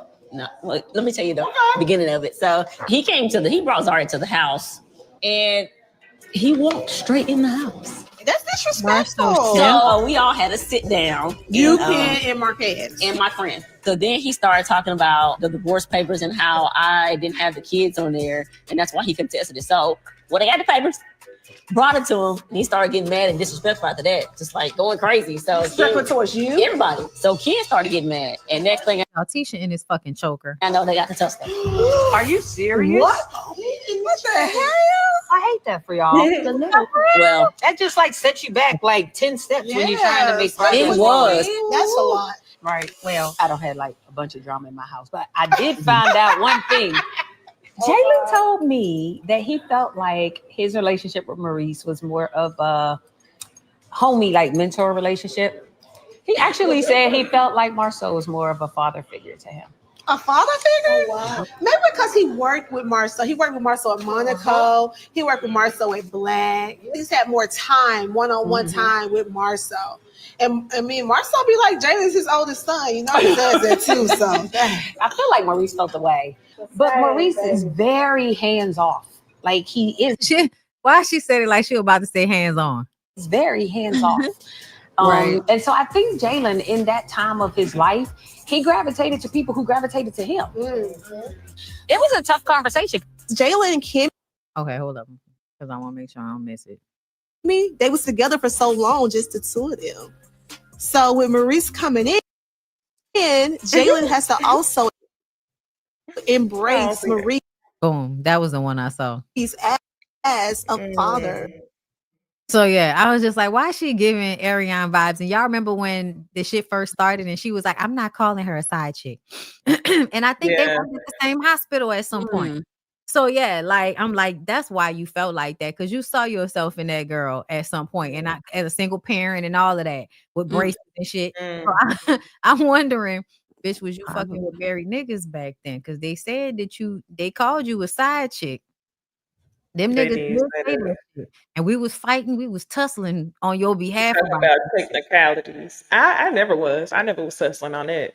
Really? Like, We all was like, no. because of the way they was acting with her. Like, I didn't like that they said it, but I didn't I never thought that it was the possibility that she wasn't a side chick. oh yeah, nah, not like that. But just that I didn't like And when I never Marcel and felt them like kept that doing it. because Maurice never defended her hard enough, No, which he made me didn't. feel like it was partially true. I just didn't Right. like that they said it.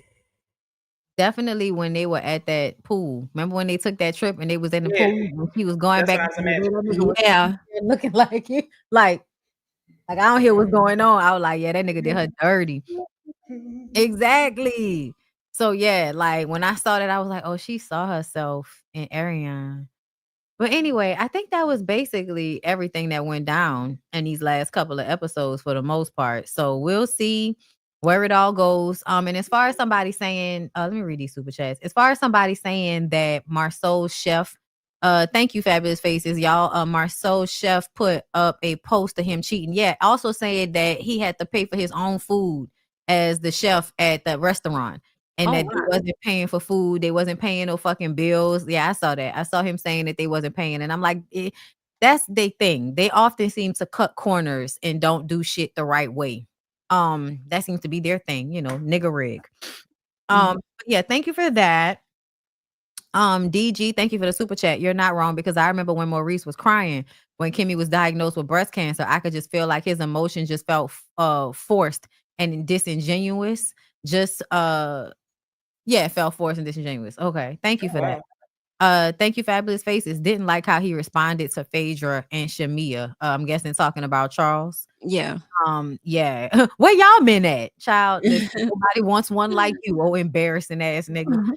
Son of Dennis, thank you for the super chat. Welcome back, ladies. I hope you all enjoyed your breaks. Bonnie, that Martin video was nothing but facts. Thank you so much. I appreciate you. Like I hadn't already talked about that nigga before. Brandon, thank you for the super chat. Missed y'all. Sorry my memberships last for Jamie and Niecy based on days, but Jamie knows why. Glad y'all are back. Thank you, Brandon. We appreciate it. Yes. I'm glad you're doing good, Brandon.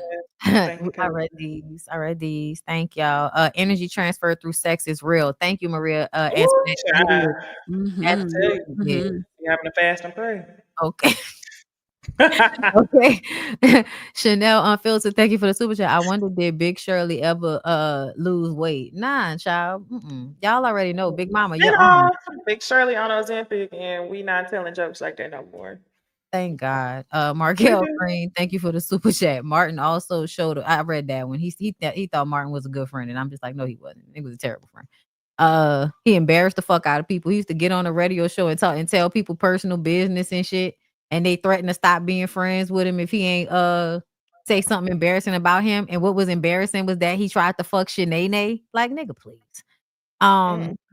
But yeah, I think I got all of these earlier. Thank you, H Lima Bean, for all of the super chats. Banji Baby, thank you. Katrina Carter, thank you. Dree Ish and Kayla, thank y'all for becoming members. So yeah, y'all, that's all I got for y'all. We appreciate y'all for coming through tonight. It was a really good show. Our first one back. Next week we will be back on Niecy's channel. Yes, ma'am. All right. Yes. Y'all have a good rest of y'all evening. We'll see y'all in the next one.